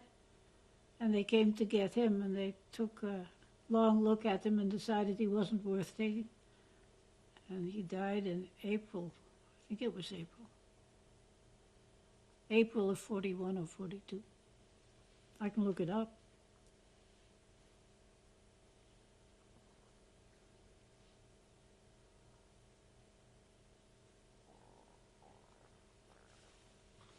And how was your mother after that? My mother, plucky and gutsy, had very supportive friends, but she had to take people into her apartment because there was a housing shortage, of course, because of the bombing and stuff. She was able to take in people she knew, but it was still no fun.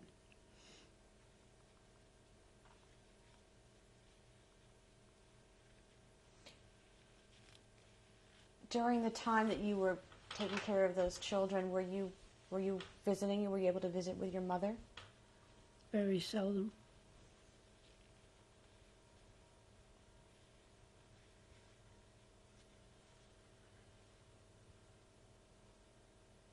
Did you ever lose hope? I don't think so.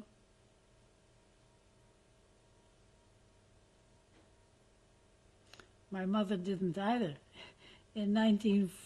Right towards the end of the war, they went around at night looking for able-bodied men and boys, and of course there were very few left because the Dutch men had been taken to Germany as slave labor. There were very few able-bodied men left, so they went around looking for people to help them dig fortifications against the British invasion. And they came to our apartment, and they made my brother get out of bed. But he was sort of puny, thank God, at age 14. So they didn't take him, and they asked my mother what she was doing with all this red, white, and blue material that was lying around on the dining room table. And my mother, who was a lady, said, according to my brother, because I've got this tale from my brother, of course, she said, I am making a Union Jack to hang out the window when you sons of bitches get out of here. Other people would have been shot, not her. But that's how she was. No, I don't think it ever occurred to her that she could be in real danger.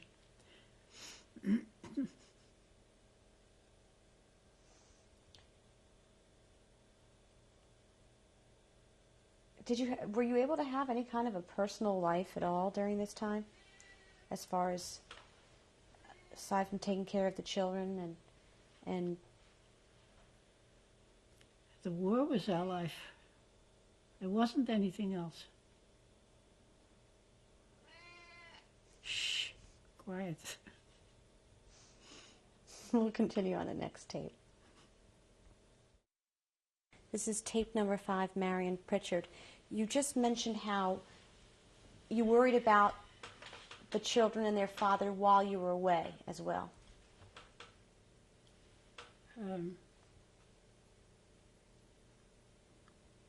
They were being babysat, so to speak, by a teenager that I knew quite well, a boy.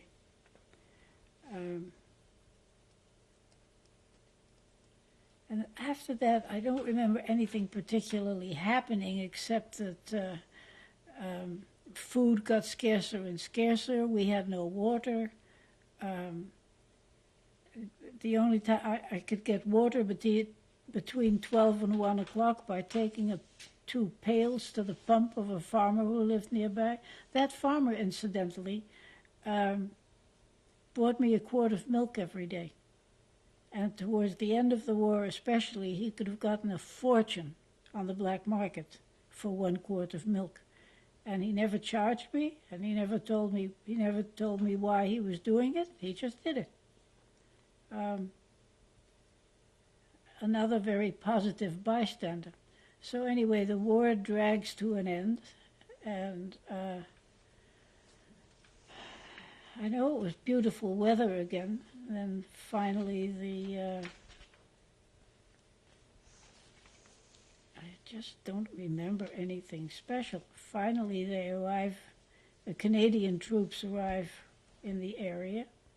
And oh yes, and everybody had been looking forward to doing what you traditionally do, which is you take the women who have slept with the enemy and you tar and feather them.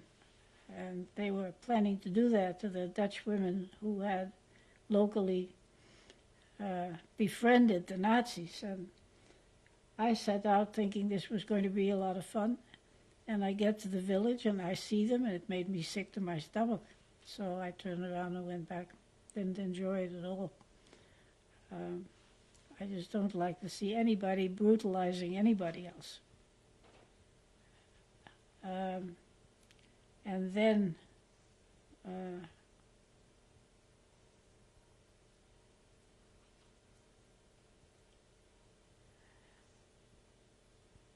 I went home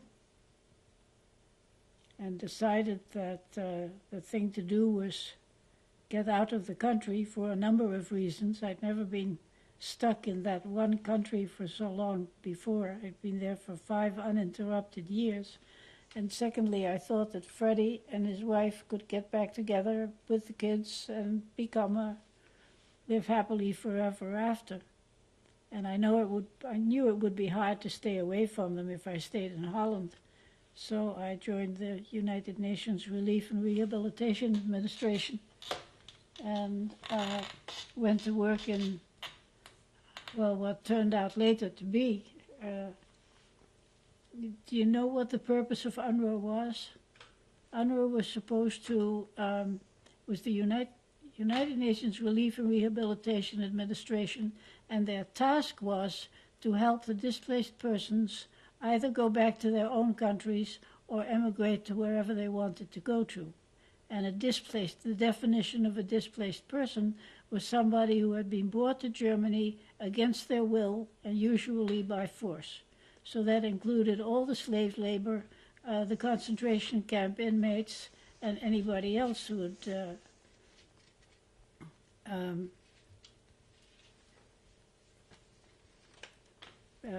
say Lebensborn to me in a little while.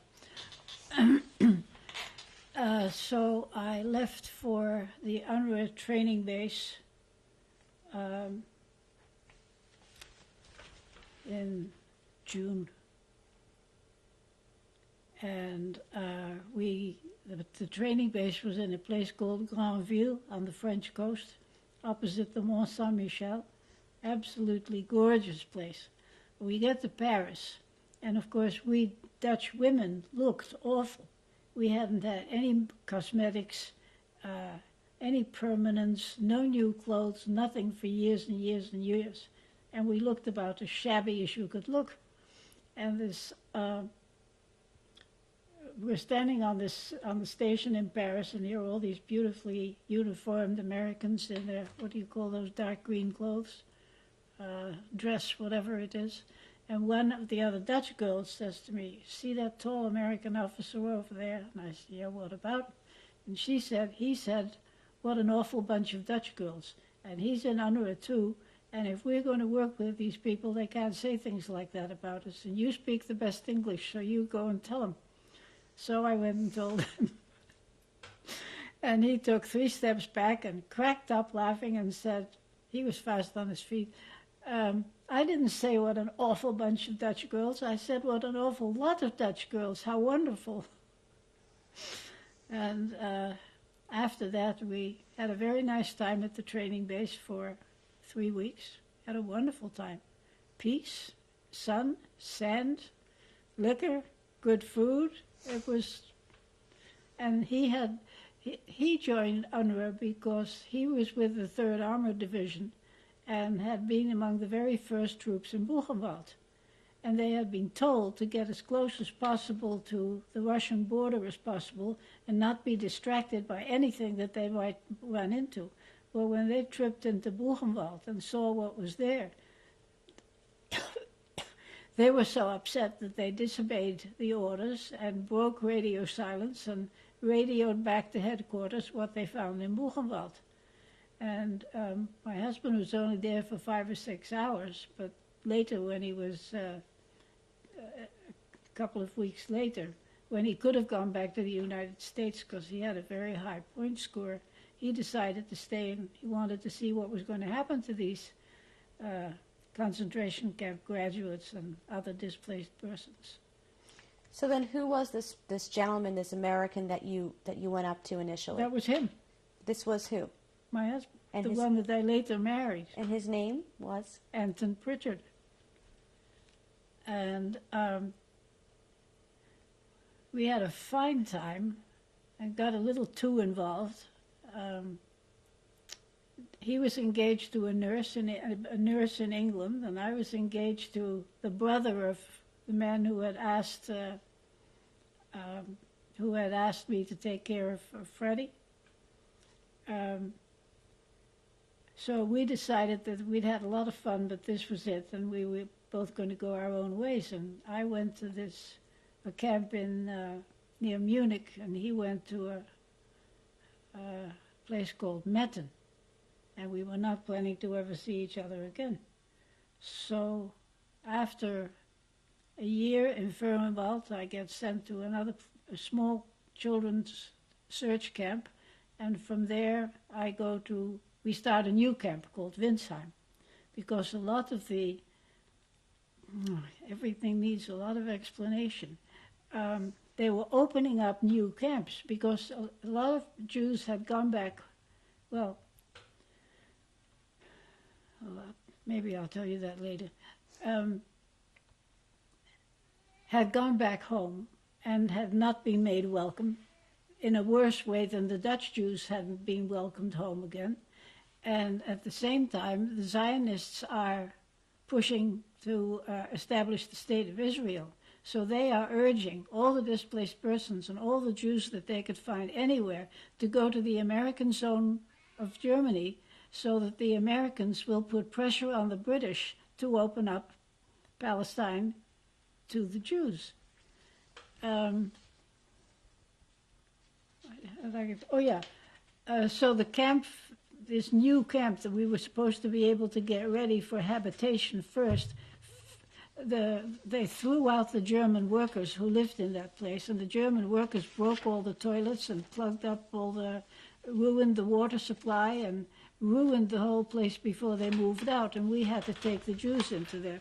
I can imagine when you've been in a concentration camp or you've been a slave laborer or whatever, and a year after the war, they put you in a place with no toilets, no water, no nothing. And it's understandable that we had problems. And then an American military government officer shot one of the DPs in the leg.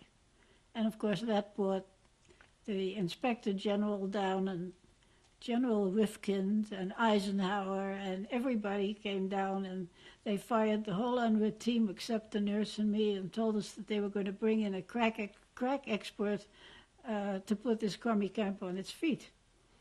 The director had been a man called, you know who Fiorello LaGuardia was? The director that we had was a friend of Fiorello LaGuardia's. His name was Dominic Capolongo.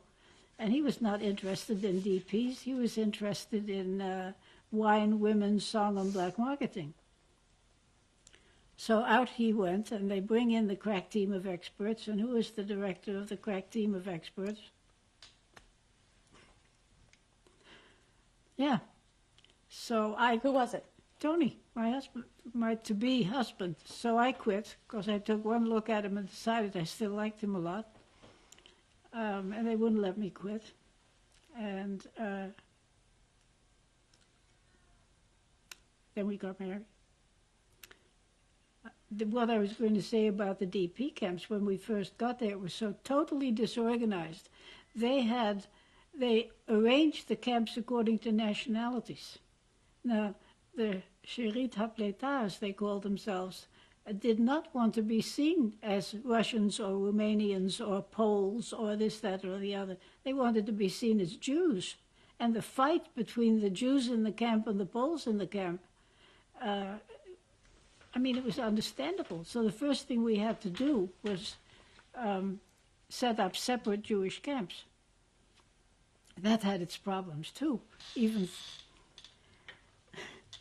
God, I was naive. It gets to be, I am interested in getting some diapers for the babies and some appropriate food for the children and getting this, et cetera, and all the rabbi wants is a mikveh. And I'm not going to get any cooperation from anybody until I get the materials for and the mikveh built. We had a similar thing around Passover. They sent Manischewitz, is that the name? They sent matzahs, and the rabbi comes in and says they won't do. He needed to have echte handgebakkene kosher matzahs. Never mind this Manischewitz crap, they wouldn't eat it. But it was a very interesting time, and I learned an awful lot. What did you learn? Some more about man's inhumanity to man. I had expected that after the war, the rest of the world would reach out to the Jews, specifically to the children. And of course, I've told you about the horror show in Holland. In the first camp where we were, we had hundreds of unaccompanied children. And one day, this was in Furrenwald, the military police calls, it was in October, and they'd arrested a large group of Jewish children, and they were going to bring us to our camp. Why had they arrested these children? They'd been roaming around the countryside and stealing from the German farmers and stealing. They felt entitled, of course. Very understandable. And the Germans couldn't arrest them, but the Germans reported to the Americans. MPs picked them up, bring them to the camp. We had to negotiate with. The kids took one look at the camp because it had barbed wire around it and a fence and a gate. And we kept those there on purpose because we didn't know what the Germans were going to do to them. We weren't worried about the Jews getting out. They could go if they wanted to, as long as they had their passes. But we didn't want to give the Germans free entry to the camp. So the kids take one look at the barbed wire and they're gone. Some of the camp officials went after them. If we had gone after them in our uniforms, they wouldn't have come. So they brought them back, and we negotiated for about 6 hours about the conditions on which they were willing to enter the camp. Primarily, they wanted to stay together. They wanted to do their own cooking. Turned out later they thought that the German cooks in the camp might poison them. They knew that they needed medical care, some of them, but no Hungarian doctors for them, no thank you. But most of all, they wanted schooling. They wanted teachers because they wanted to go to Palestine, and they needed to know about agriculture, and they needed to know Hebrew, etc., etc. So we did the best we could. Then a couple of days later, this one boy, just to give you one example of one Jewish child after the war, this boy comes into my office and he says that he's got the name and the address of his aunt and uncle in Brooklyn. And a lot of them told us about their mishpocha in America, but they didn't have any addresses or telephone numbers or whatever. This kid did. And I asked him to tell me his story. And he had been born and grown up in Kaunas, Lithuania. When he was 11, he and his parents and his little sister were put in a ghetto. After 6 months, the Nazis decided to kill all the children under 14 because they weren't productive. So he's 11 at this point. So his parents help him. They tell him to go to the house of the Christian servant that they had before the war. And they say that they think that she will take care of him. He escapes. He makes his way to the Christian servant. She takes him in. But after 6 months, another, 5 or 6 months, the neighbors betray him. And they send him to I don't know what kind of a camp it was, but it was a camp. He manages to escape from the train and meets up with a bunch of Jewish kids and with some partisans. And after listening to Nechama tell me about the Bielski partisans, I think he hooked up with the Bielski partisans because he told me that these partisans were more interested in taking care of old people and children than in killing Nazis. And that is what Nechama has told me that Bielski was interested in. So he stays with them till the end of the war. And then when the war is over, he decides to go back to Kaunas and see if he can find out what happened to his parents. He makes his way to Kaunas, and these are long distances. And he finds out that his mother died in the ghetto and that his father was sent to Dachau, and somebody had seen his father in Dachau shortly before the end of the war. So off he goes, hitchhiking, working, stealing, begging. Takes him 3 months to make his way to Dachau. When he gets to Dachau, he finds out that his father died a week before the end of the war. So then he says to me, he's the kid on that picture. He says to me, then I didn't know what to do. And then he met up with a kibbutz who told him that they were on their way to the displaced persons camps in Germany because from there you can go to Israel or Palestine. And that's what they all want to do. And he doesn't say to them at this point that he doesn't really want to go to Palestine. He just hangs with them. Don't blame him. So he comes into my office and says to me, I don't want to tell the others that I don't want to go to Palestine, but I really don't. And he gives me the address and the telephone number, and I'll spare you the long story of how we made contact, etc., etc. And then the Zionists find out that I'm trying to send them to the United States, and they come in and tell me, no way. They need all able-bodied boys to go and build Israel. And me with my Amsterdam School of Social Work training start talking about family values or stuff like that. It was a mess. Anyway, the next day, they had ruined my typewriter. They torn up the papers, and Aaron was gone. And I found out this was a resourceful kid. I was then sent to a place called Kloster Indersdorf, which was a child search team, where they, among other things, looked for children who had been brought up by Lebensborn. Do you know what that is? Lebensborn was organized by a small detachment, a small part of the SS. Himmler was in charge of it. And it was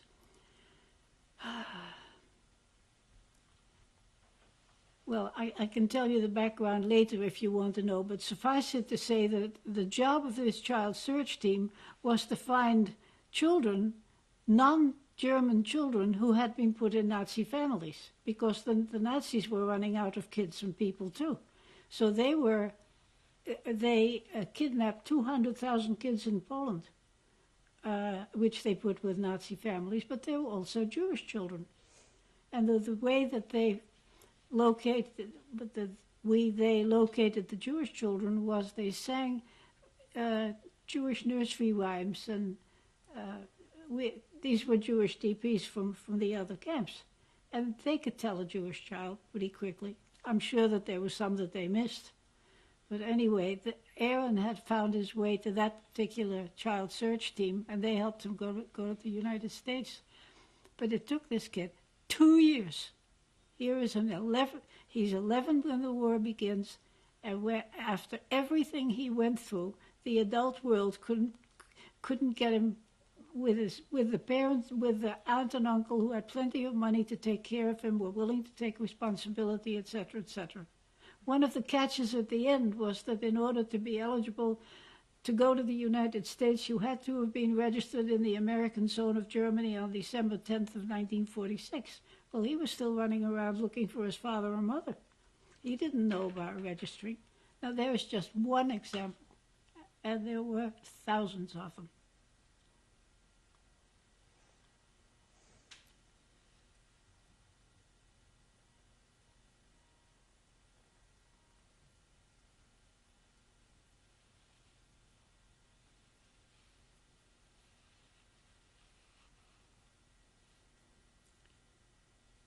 I don't know where to go next.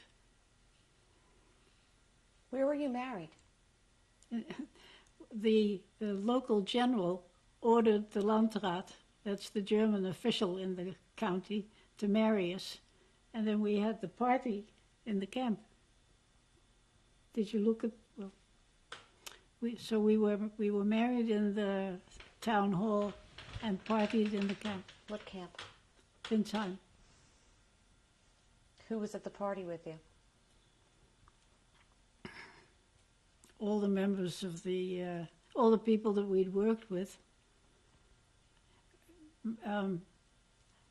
My husband figured out pretty quickly that it was ridiculous to expect a team of foreign nationals, 12 English, French, American, etc., to run a Jewish DP camp.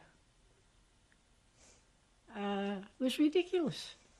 So he installed a self-government system that worked quite well. And we had schools, and we had police, and we had warehouses. And my husband finally wrote his honors thesis at Harvard on the administration of Jewish displaced persons camps.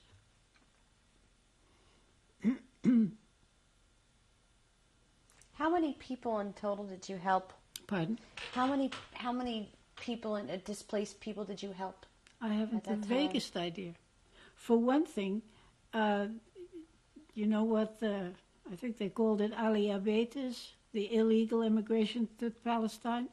Well, you can say that we had 3,000 people in Vinsheim, but the 3,000 people who were there on Thursday, maybe only 2,500 had been there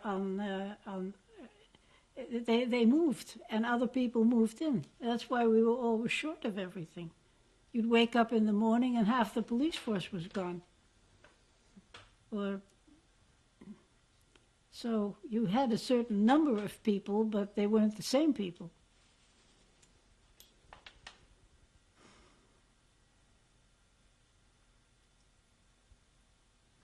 What stands out for you at that time in your life? What stands out about that post-war time in the DP camps? Well,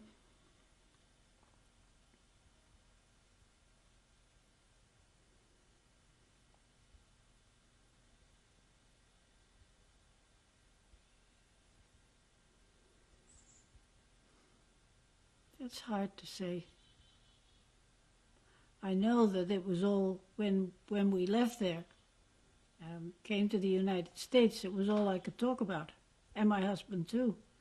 And after about 2 weeks, his family and friends began to say, hey, you guys, can't you talk about anything except concentration camps and displaced persons? We're getting tired of it.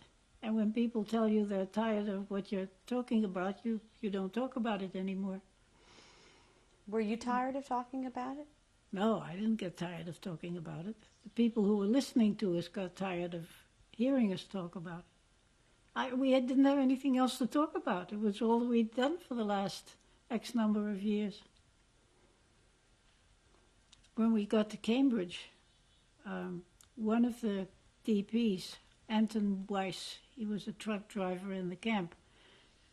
The camp had a newspaper, and we had put a farewell letter in the newspaper and our address. And one night the bell rings, and we lived on 16. Do you know Cambridge? We lived on 1697 Cambridge Street, right near Memorial Hall. And this guy, but he had the street, but he didn't have the number. So we started on number 1 Cambridge Street, and it took him 10 days, house number by number, to find us.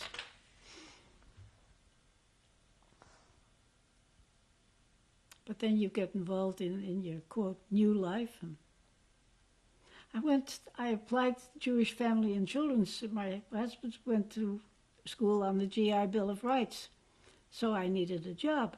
So I go to the Jewish Family and Children's Service in Boston. They were advertising that they needed caseworkers, thinking this is for me.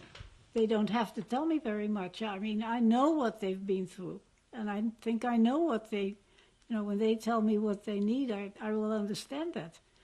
And at the end of the interview, they said, well, we're very sorry, but we didn't realize you weren't Jewish, and it's our policy that we only hire Jewish social workers. So I said, well, it's too bad. And then I went to work for the New England Medical Center.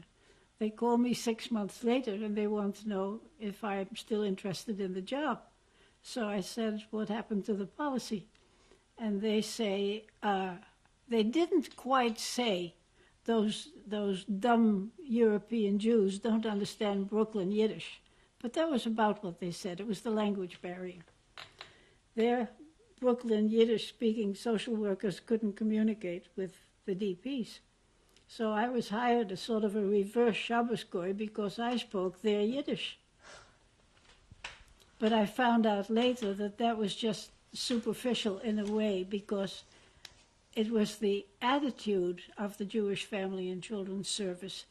Their attitude was, tell these people to forget the concentration camps and forget what they've been through. They should learn English and they should get a job and get on with their lives. And that was very painful for these people to hear. They said that they expected that sort of attitude from the Nazis, but from American Jews, they had expected some sympathy.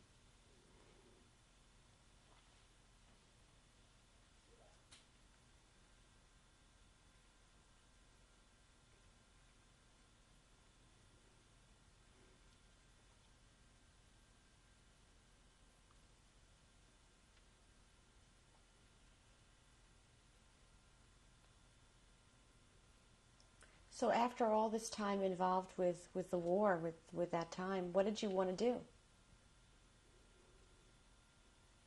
Aside from helping these people? I didn't think much about that. I needed a job because we needed the money. I liked the job once I had it, but then I unexpectedly and unplannedly had a child on Christmas Day, believe it or not. My husband says it was the second Immaculate Conception.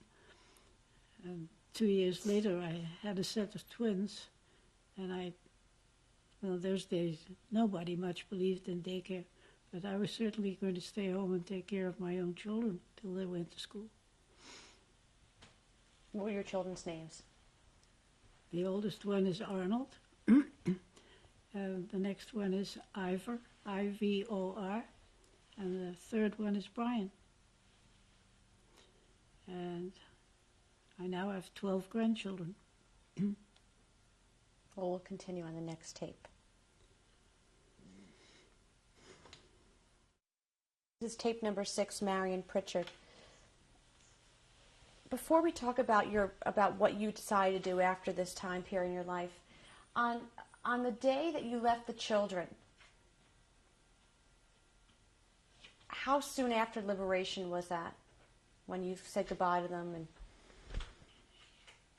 was it right away? I don't remember. Probably a couple of weeks. So from the time... It's not as though I left and never saw them again. It was a neighborhood that I knew very well. I knew a lot of people there.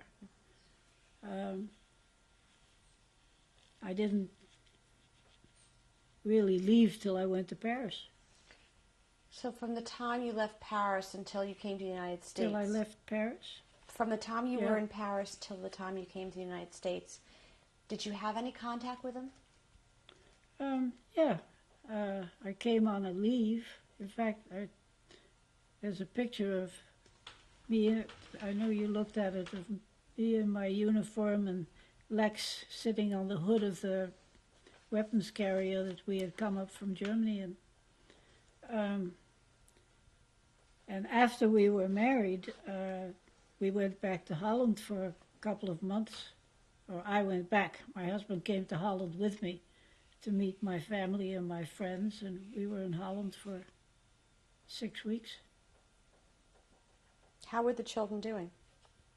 They seemed fine.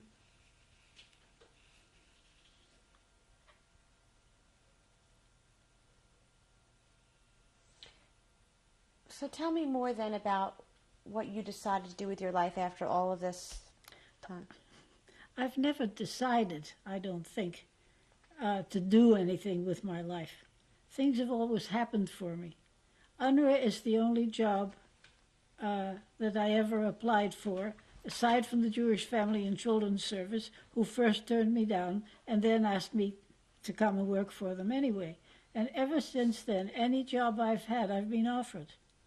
It's been very fortunate. How many people, I've never taught on the college level. Last fall, Deborah Dvork asks me if I'll come and teach at Clark. And that's how it's been all along. I fall into things. So what happened after your work with the Jewish Family Services? I stayed home and took care of my son. And then we went to the University of Michigan, where my husband did his graduate work. And then I had my twins.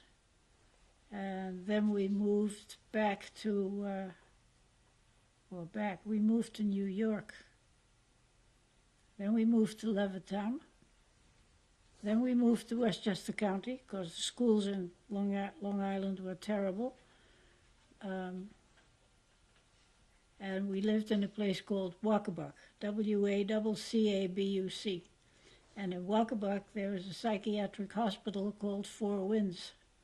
Oh, no, it wasn't in Wacabuck, it was in Katona, which was right near there. And the director of that hospital heard that I was a trained psychiatric social worker and asked me if I wanted a job. So I went to work part-time. My kids went to school from 8 to 3, and I went to work from 9 to 2.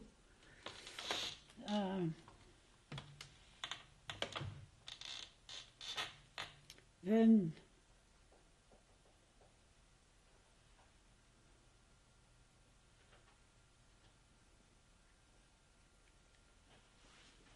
I stayed at Four Winds for a while, and then I was invited to join a private practice group around there, and I did that.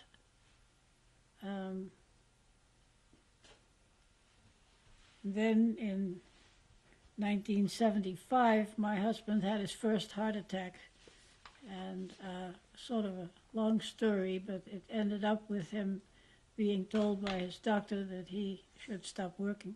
No more boardrooms and smoke, etc., etc. So we moved up here in 1975, and I was offered a job with the Orange County Mental Health Service. What made you choose to live in Vermont? Our kids had been going to camp here for years, so we'd been traveling up and down between New York and here, and Parents' Day, and picking kids up and taking kids back. And he went up for, I forget what event at the camp, and came home and said, I've seen a house that I want you to look at. I'd like to buy it. Now, my husband was a very thoughtful person who planned everything. This was the only thing that he ever did that he didn't plan. It was a total wreck. It was falling apart. And we paid $16,000 for the house plus the 125 acres. So you can imagine what shape the house was in. It was total disaster. And then my husband spent the next 15 years redoing it. He loved working with his hands. And in 82, I think it was 82, the phone rings. I could be wrong on the 82. And it's the consul in Boston who tells me that they want to give me an honor. And do I want to do that here or...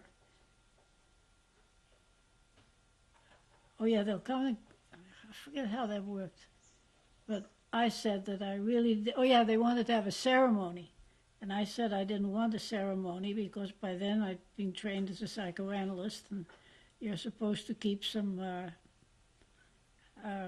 distance and your patients are not supposed to know anything about your background, etc., etc. So I said no ceremony. And can you send it to me in the mail? And he said no, they didn't like to do that because they had the ceremonies because it was at the beginning of the revisionist movement. You know, people were denying that the Holocaust had ever happened, etc., etc. So they liked to use the occasion of giving people their medals in order to point out that the Holocaust really did happen. So I said, all right then, but in Boston, because I don't know anybody there. Well, I didn't know people there at the school, but anyway. So that's what happened. And by then, I'd gone into, what was I doing? Yeah, one of the psychiatrists at Orange County Mental Health had asked me to join him in his private practice. So I did that. And that's about it. So the award that you were given was what? The Medal for the Righteous Gentile. Have you seen it? Who presented it to you? A man called Joel Arnon. He was the consul in Boston at the time.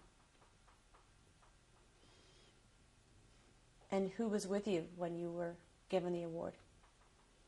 My husband and the consulate had invited my sons, and I didn't want anybody else because, again, I was still planning to hang on to my privacy and be incognito. Of course, that hasn't worked out.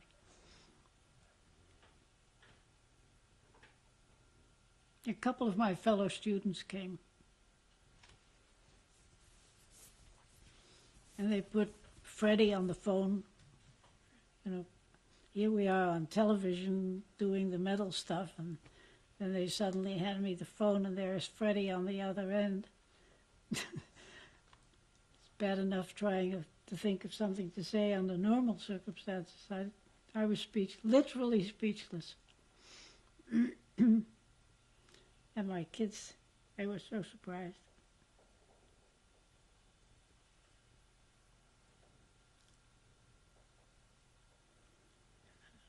Then,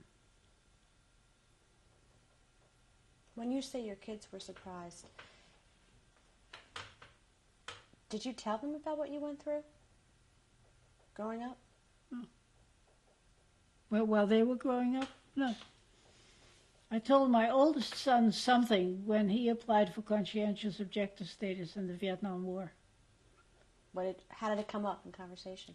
Because when you apply for conscientious objector doctor status, you have to write a whole bunch of essays on, why do you want to be a conscientious objector? What did your parents do during World War II? What's the attitude of your parents? So he came and asked us. My husband never talked about his own army service either. So we told him, and he wrote it all down. I don't know where the twins were at that point. Why was it that you chose not to talk about it openly with your family while you were raising them? Oh.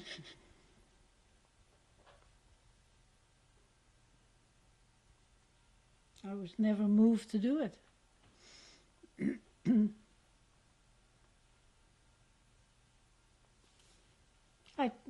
I talked about the war and that it had been a bad time and that the Jews had been persecuted and so forth and so on, but I didn't go into any detail.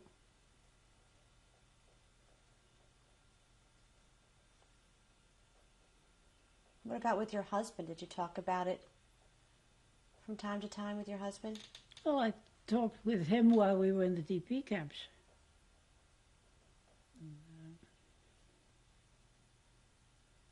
And after that?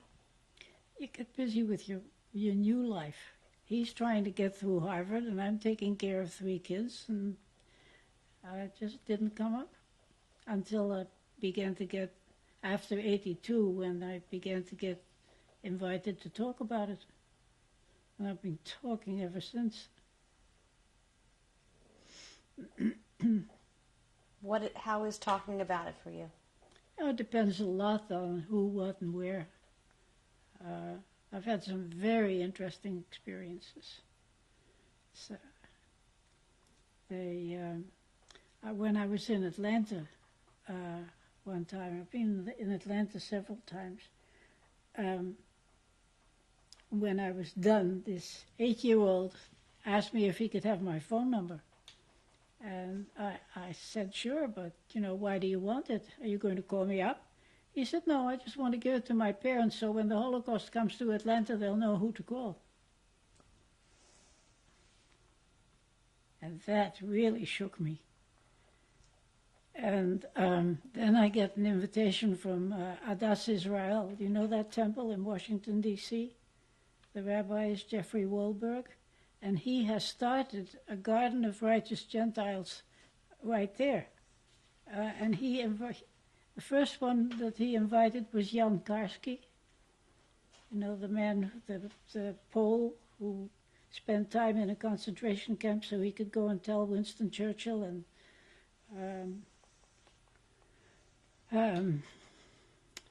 FDR what was happening. They didn't believe, well, the Jews didn't believe him either.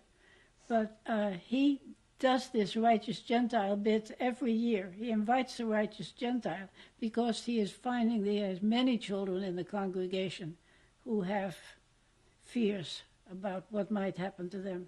And it's very interesting because that is a very wealthy, very well-educated community. And you'd think that those kids would feel secure, would feel pretty secure and protected. But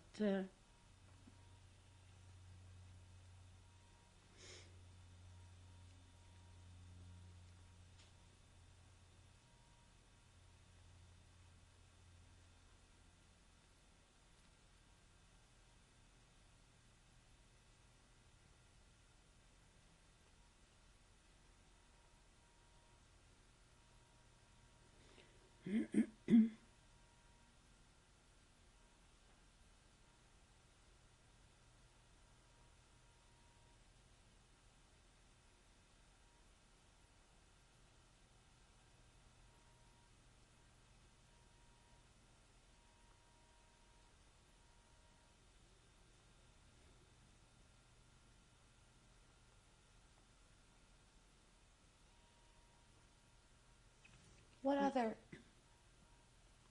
other events like the event in Atlanta have been interesting, as you said, since you've been discovered for the work you did during the war?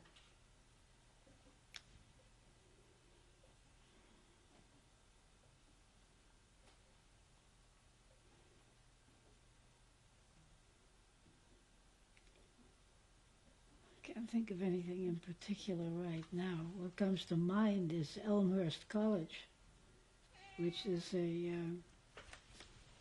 college just outside of Chicago, and they have a Holocaust guest week, guestship every year.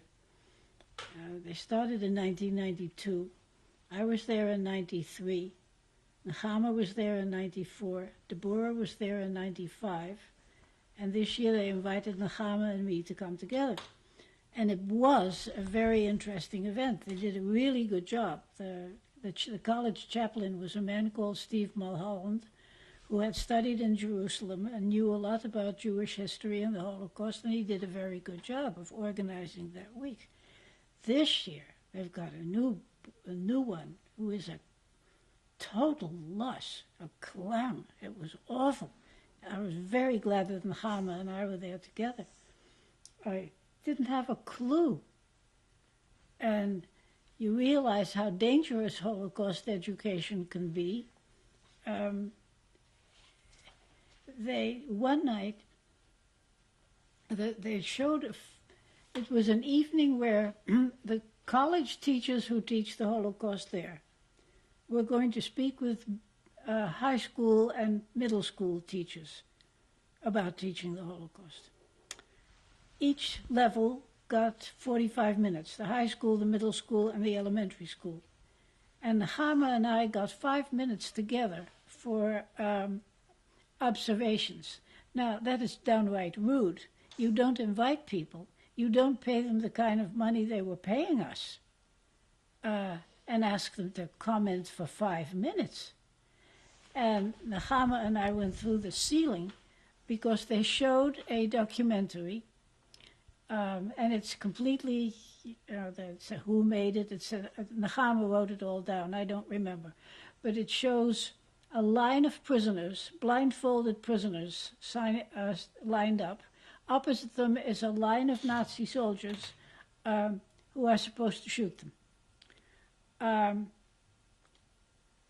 They shoot them, but then one of the Nazi soldiers takes off his hat very demonstratively, takes off his jacket, takes off his belt. He refuses to kill the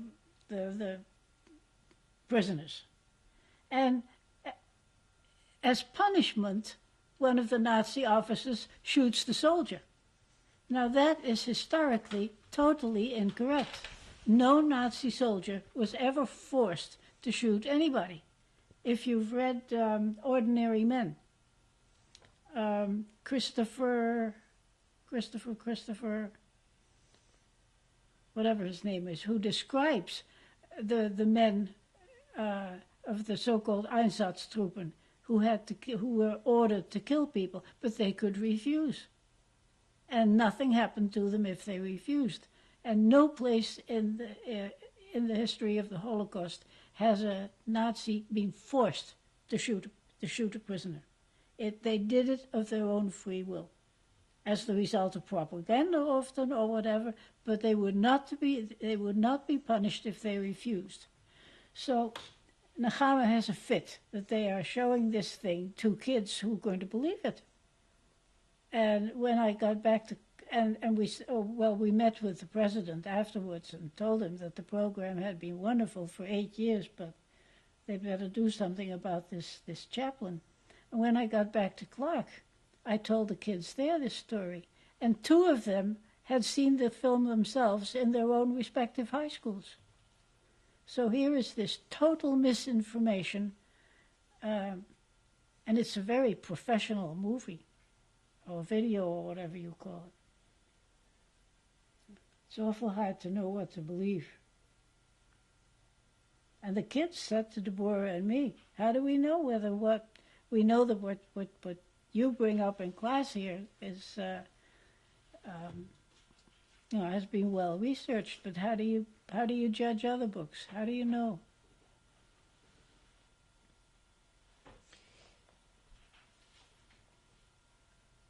Aside from the telephone call with Freddie, when you were given the award from Yad Vashem, what have there been other reunions with the other children? with any of the other children Well, since then? the children weren't there. My kids were there, but not... The people no, you the only helped. ones that I have seen are Katinka. And when was that? The first time was at the Conference of Hidden Children at the Hyatt in 1991. The first time?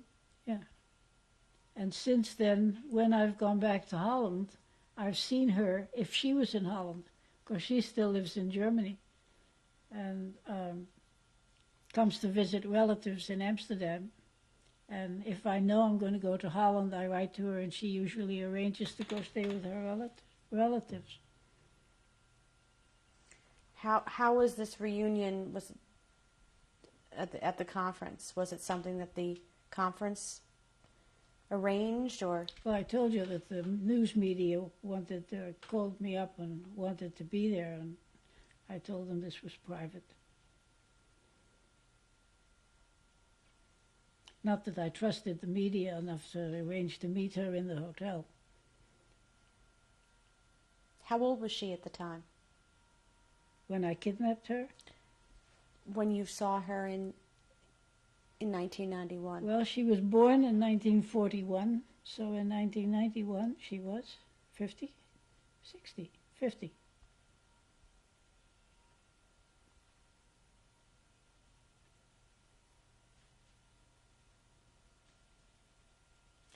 Looking back, would you have done anything differently that you did then? I don't know.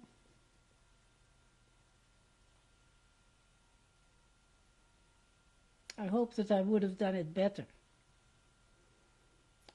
We made a lot of mistakes. Some people say,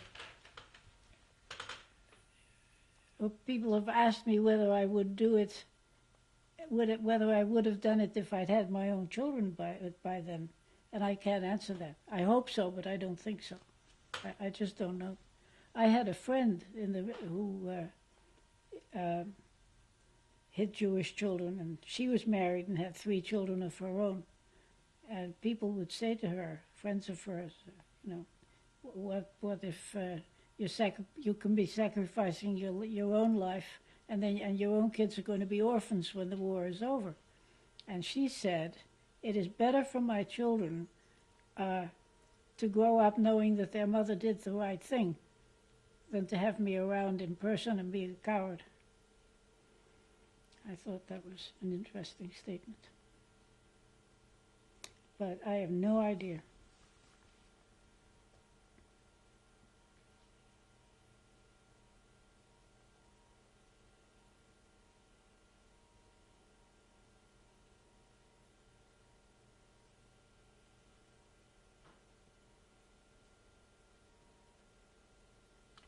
So how is your life now? Aside from being busy at lectures and... Fine.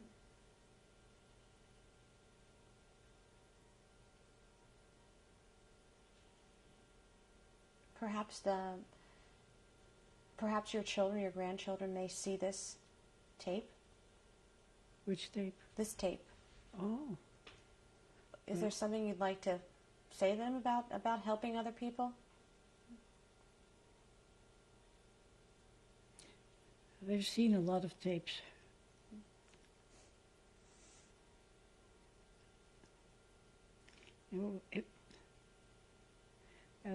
It's funny. I have one 8-year-old granddaughter who insisted. Adas Israel was 2 weeks ago, and I had spoken before the service. I had talked to the children in the Sunday school for about 3/4 of an hour, and my grandchildren, Molly and Abby, came too.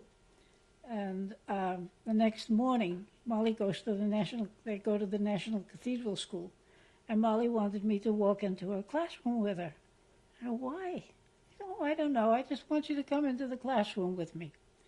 So it turns out that her teacher is Jewish in the Cathedral School, and we walk in, and there is a little girl who said, "Oh, there she is a member. She's one of the children in the Sunday school at Adas Israel." So the two of them start telling the teacher where they were yesterday, but they're telling it in such a way that she can't figure it out at all. It was pretty funny.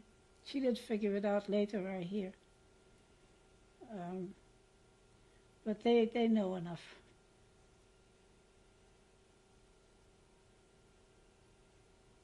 I went to Falmouth Academy last Friday. I have 2 grandchildren there.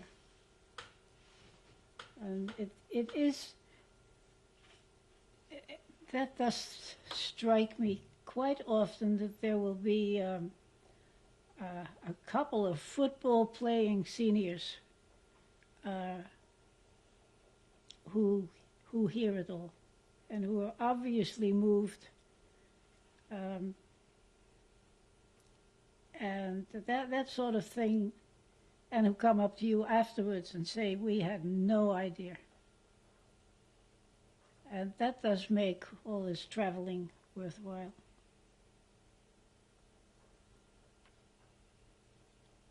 What kinds of questions do they ask you when you speak at the schools?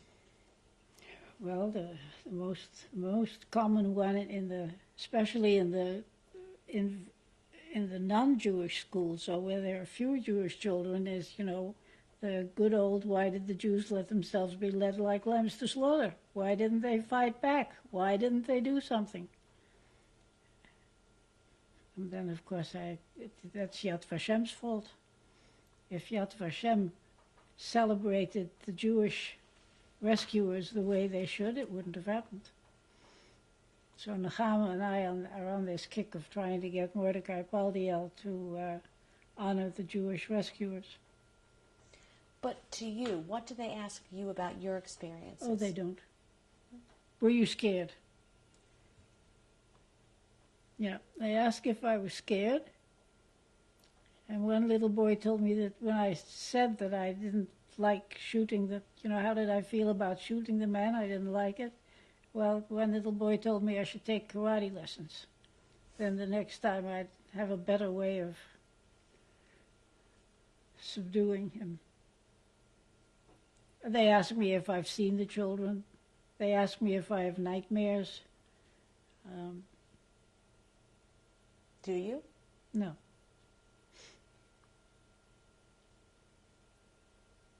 No more than most people.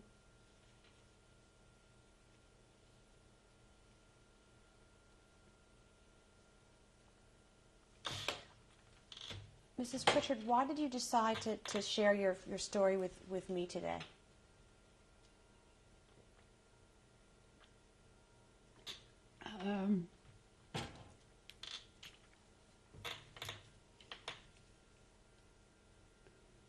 I have trouble saying no. But, I did say to you that I have been interviewed by the Yale group, and I am, of course, aware that the living witnesses are few and far between now, and pretty soon there aren't going to be any of us left.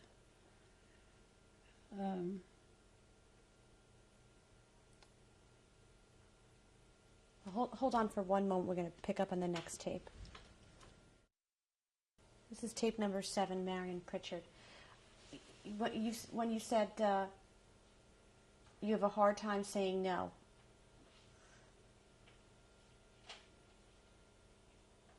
would you prefer no one knew? Would you prefer that you just had gone on without the phone call in 1981 or 2? That's hard to say. I've made an awful lot of very good friends that I would never have had, especially in Boston. And especially since my husband died, it's nice to have people who like having you around, and sort of an extended family. It's really an odd thing to consider that, of course, the war years were rough and difficult, but I can imagine that I could have had a fairly dull life without it. Who knows what would have happened? I don't, but the friends that I've made since however you want to call it, came out of the closet have certainly made it more than worthwhile. Deborah Dwork, lots of them.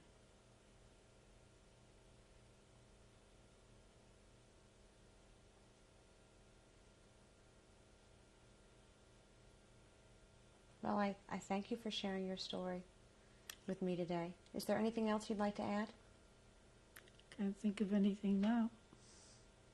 I'd probably like to take some things out.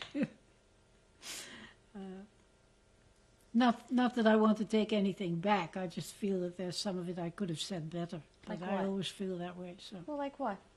I can't think of anything right now.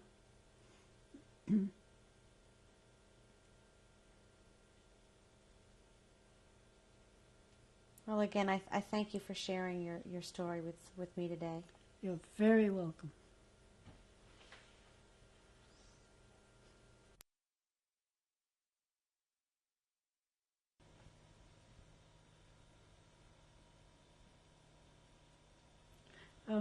This photo is an official occasion, obviously, which includes the Bishop of Fulham, who was the Anglican Bishop of Central and Western Europe in the early 1920s. It includes, to his left, the Dutch Prince Consort, Queen Wilhelmina's wife, Prince Hendrik. The third person from the right is my mother, Grace Marion von Binsbergen. And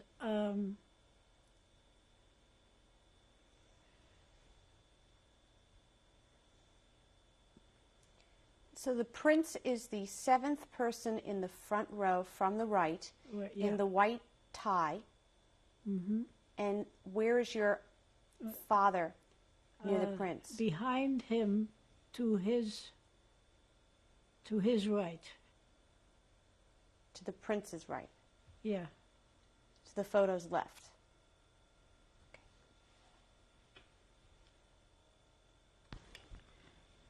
This is a photograph of my brother and myself taken in 1934 when he was 4 and I was 14.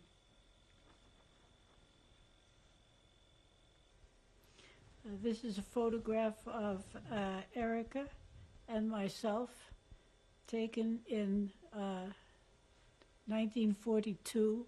We are sitting above the hiding place. Erica's last name is? Erika Polak.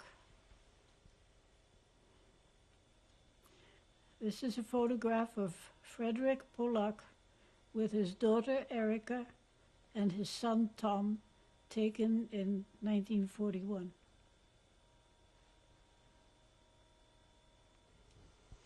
This is another photo of Erika Polak. I brushed her hair straight so that she would look less, quote, Jewish, close quote, exclamation mark.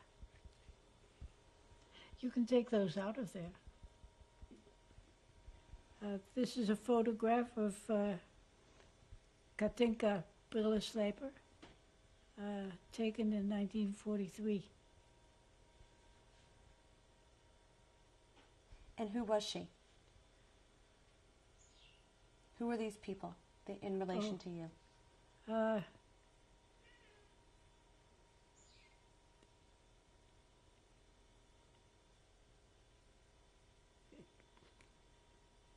I kidnapped Katinka when her mother had been interrogated by the Gestapo, and they had threatened to, when she refused to talk, they had threatened to confront her with Katinka. This is another photograph of Katinka Brillesleper, the little girl I kidnapped in 1943.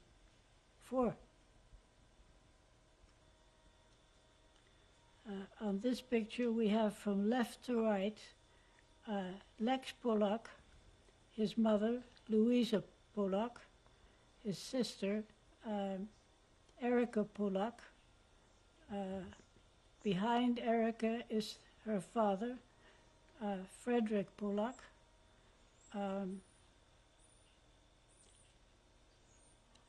The boy in the plaid shirt is the brother Franklin Polak. To his right is Jaapje Joris Polak, and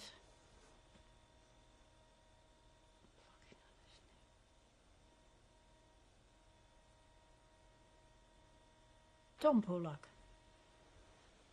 And when was this taken, approximately? How long after the war? About 3 years after the war. This is a photograph of myself, Marion Pritchard, taken in 1946 Where? in Germany in a UNRWA displaced persons camp. This is a photograph of Lex Polak and myself taken in 1946. Where? And at the same street where the house was, where we were in hiding from 1943 through 1945.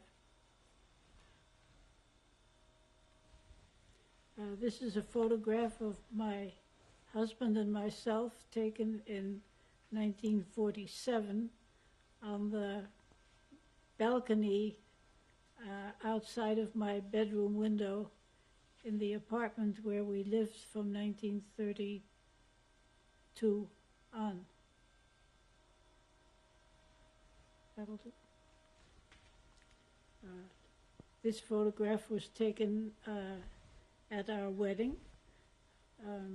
My husband is to my right, and to his right is a man called Joe Axelbeert, who now lives in Memphis, Tennessee. To my left is a 14-year-old boy who was one of the many victims for whom it took 2 years after the war was over until he was reunited with his family. And his name is? And his name was Aaron Schneider, Snaider.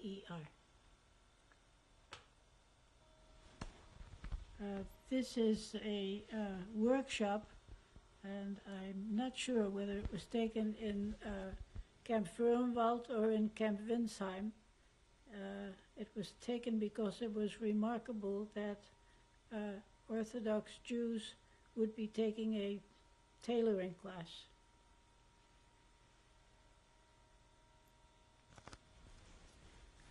That is a photograph of Erika Polak and her brother Lex Polak and myself, taken at a Shabbat dinner in Marlborough, Massachusetts in November of 1987.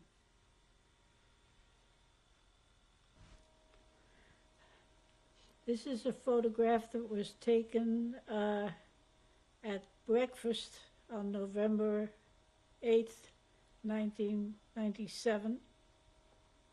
They include, from right to left, my son Ivor, I-V-O-R, Erika, my son Arnold,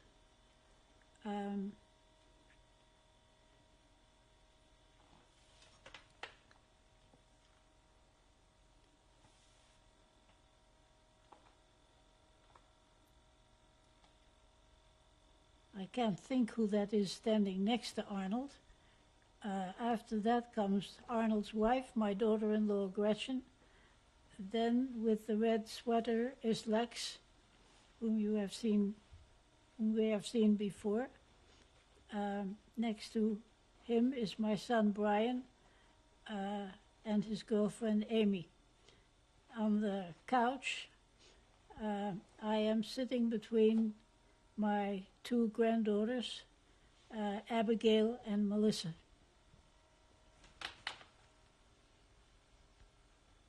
What are you shaking your head at?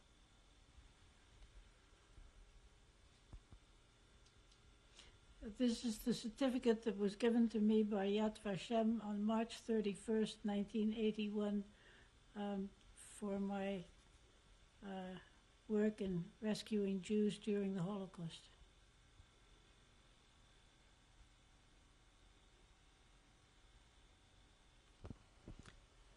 This is the medal that Yad Vashem gives to the righteous Gentiles.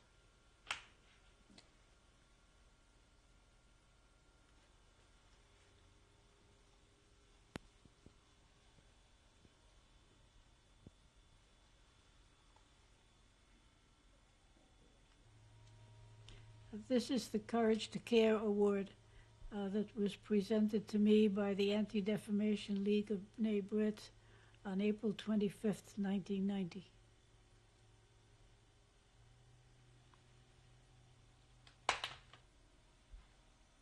What did he say?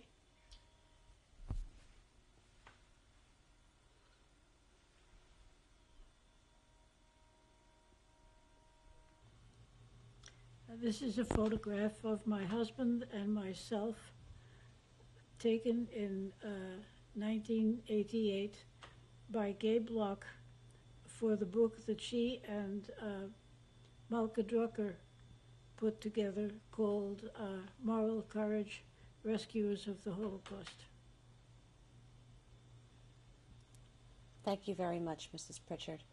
You're welcome. Is it Miss Perez?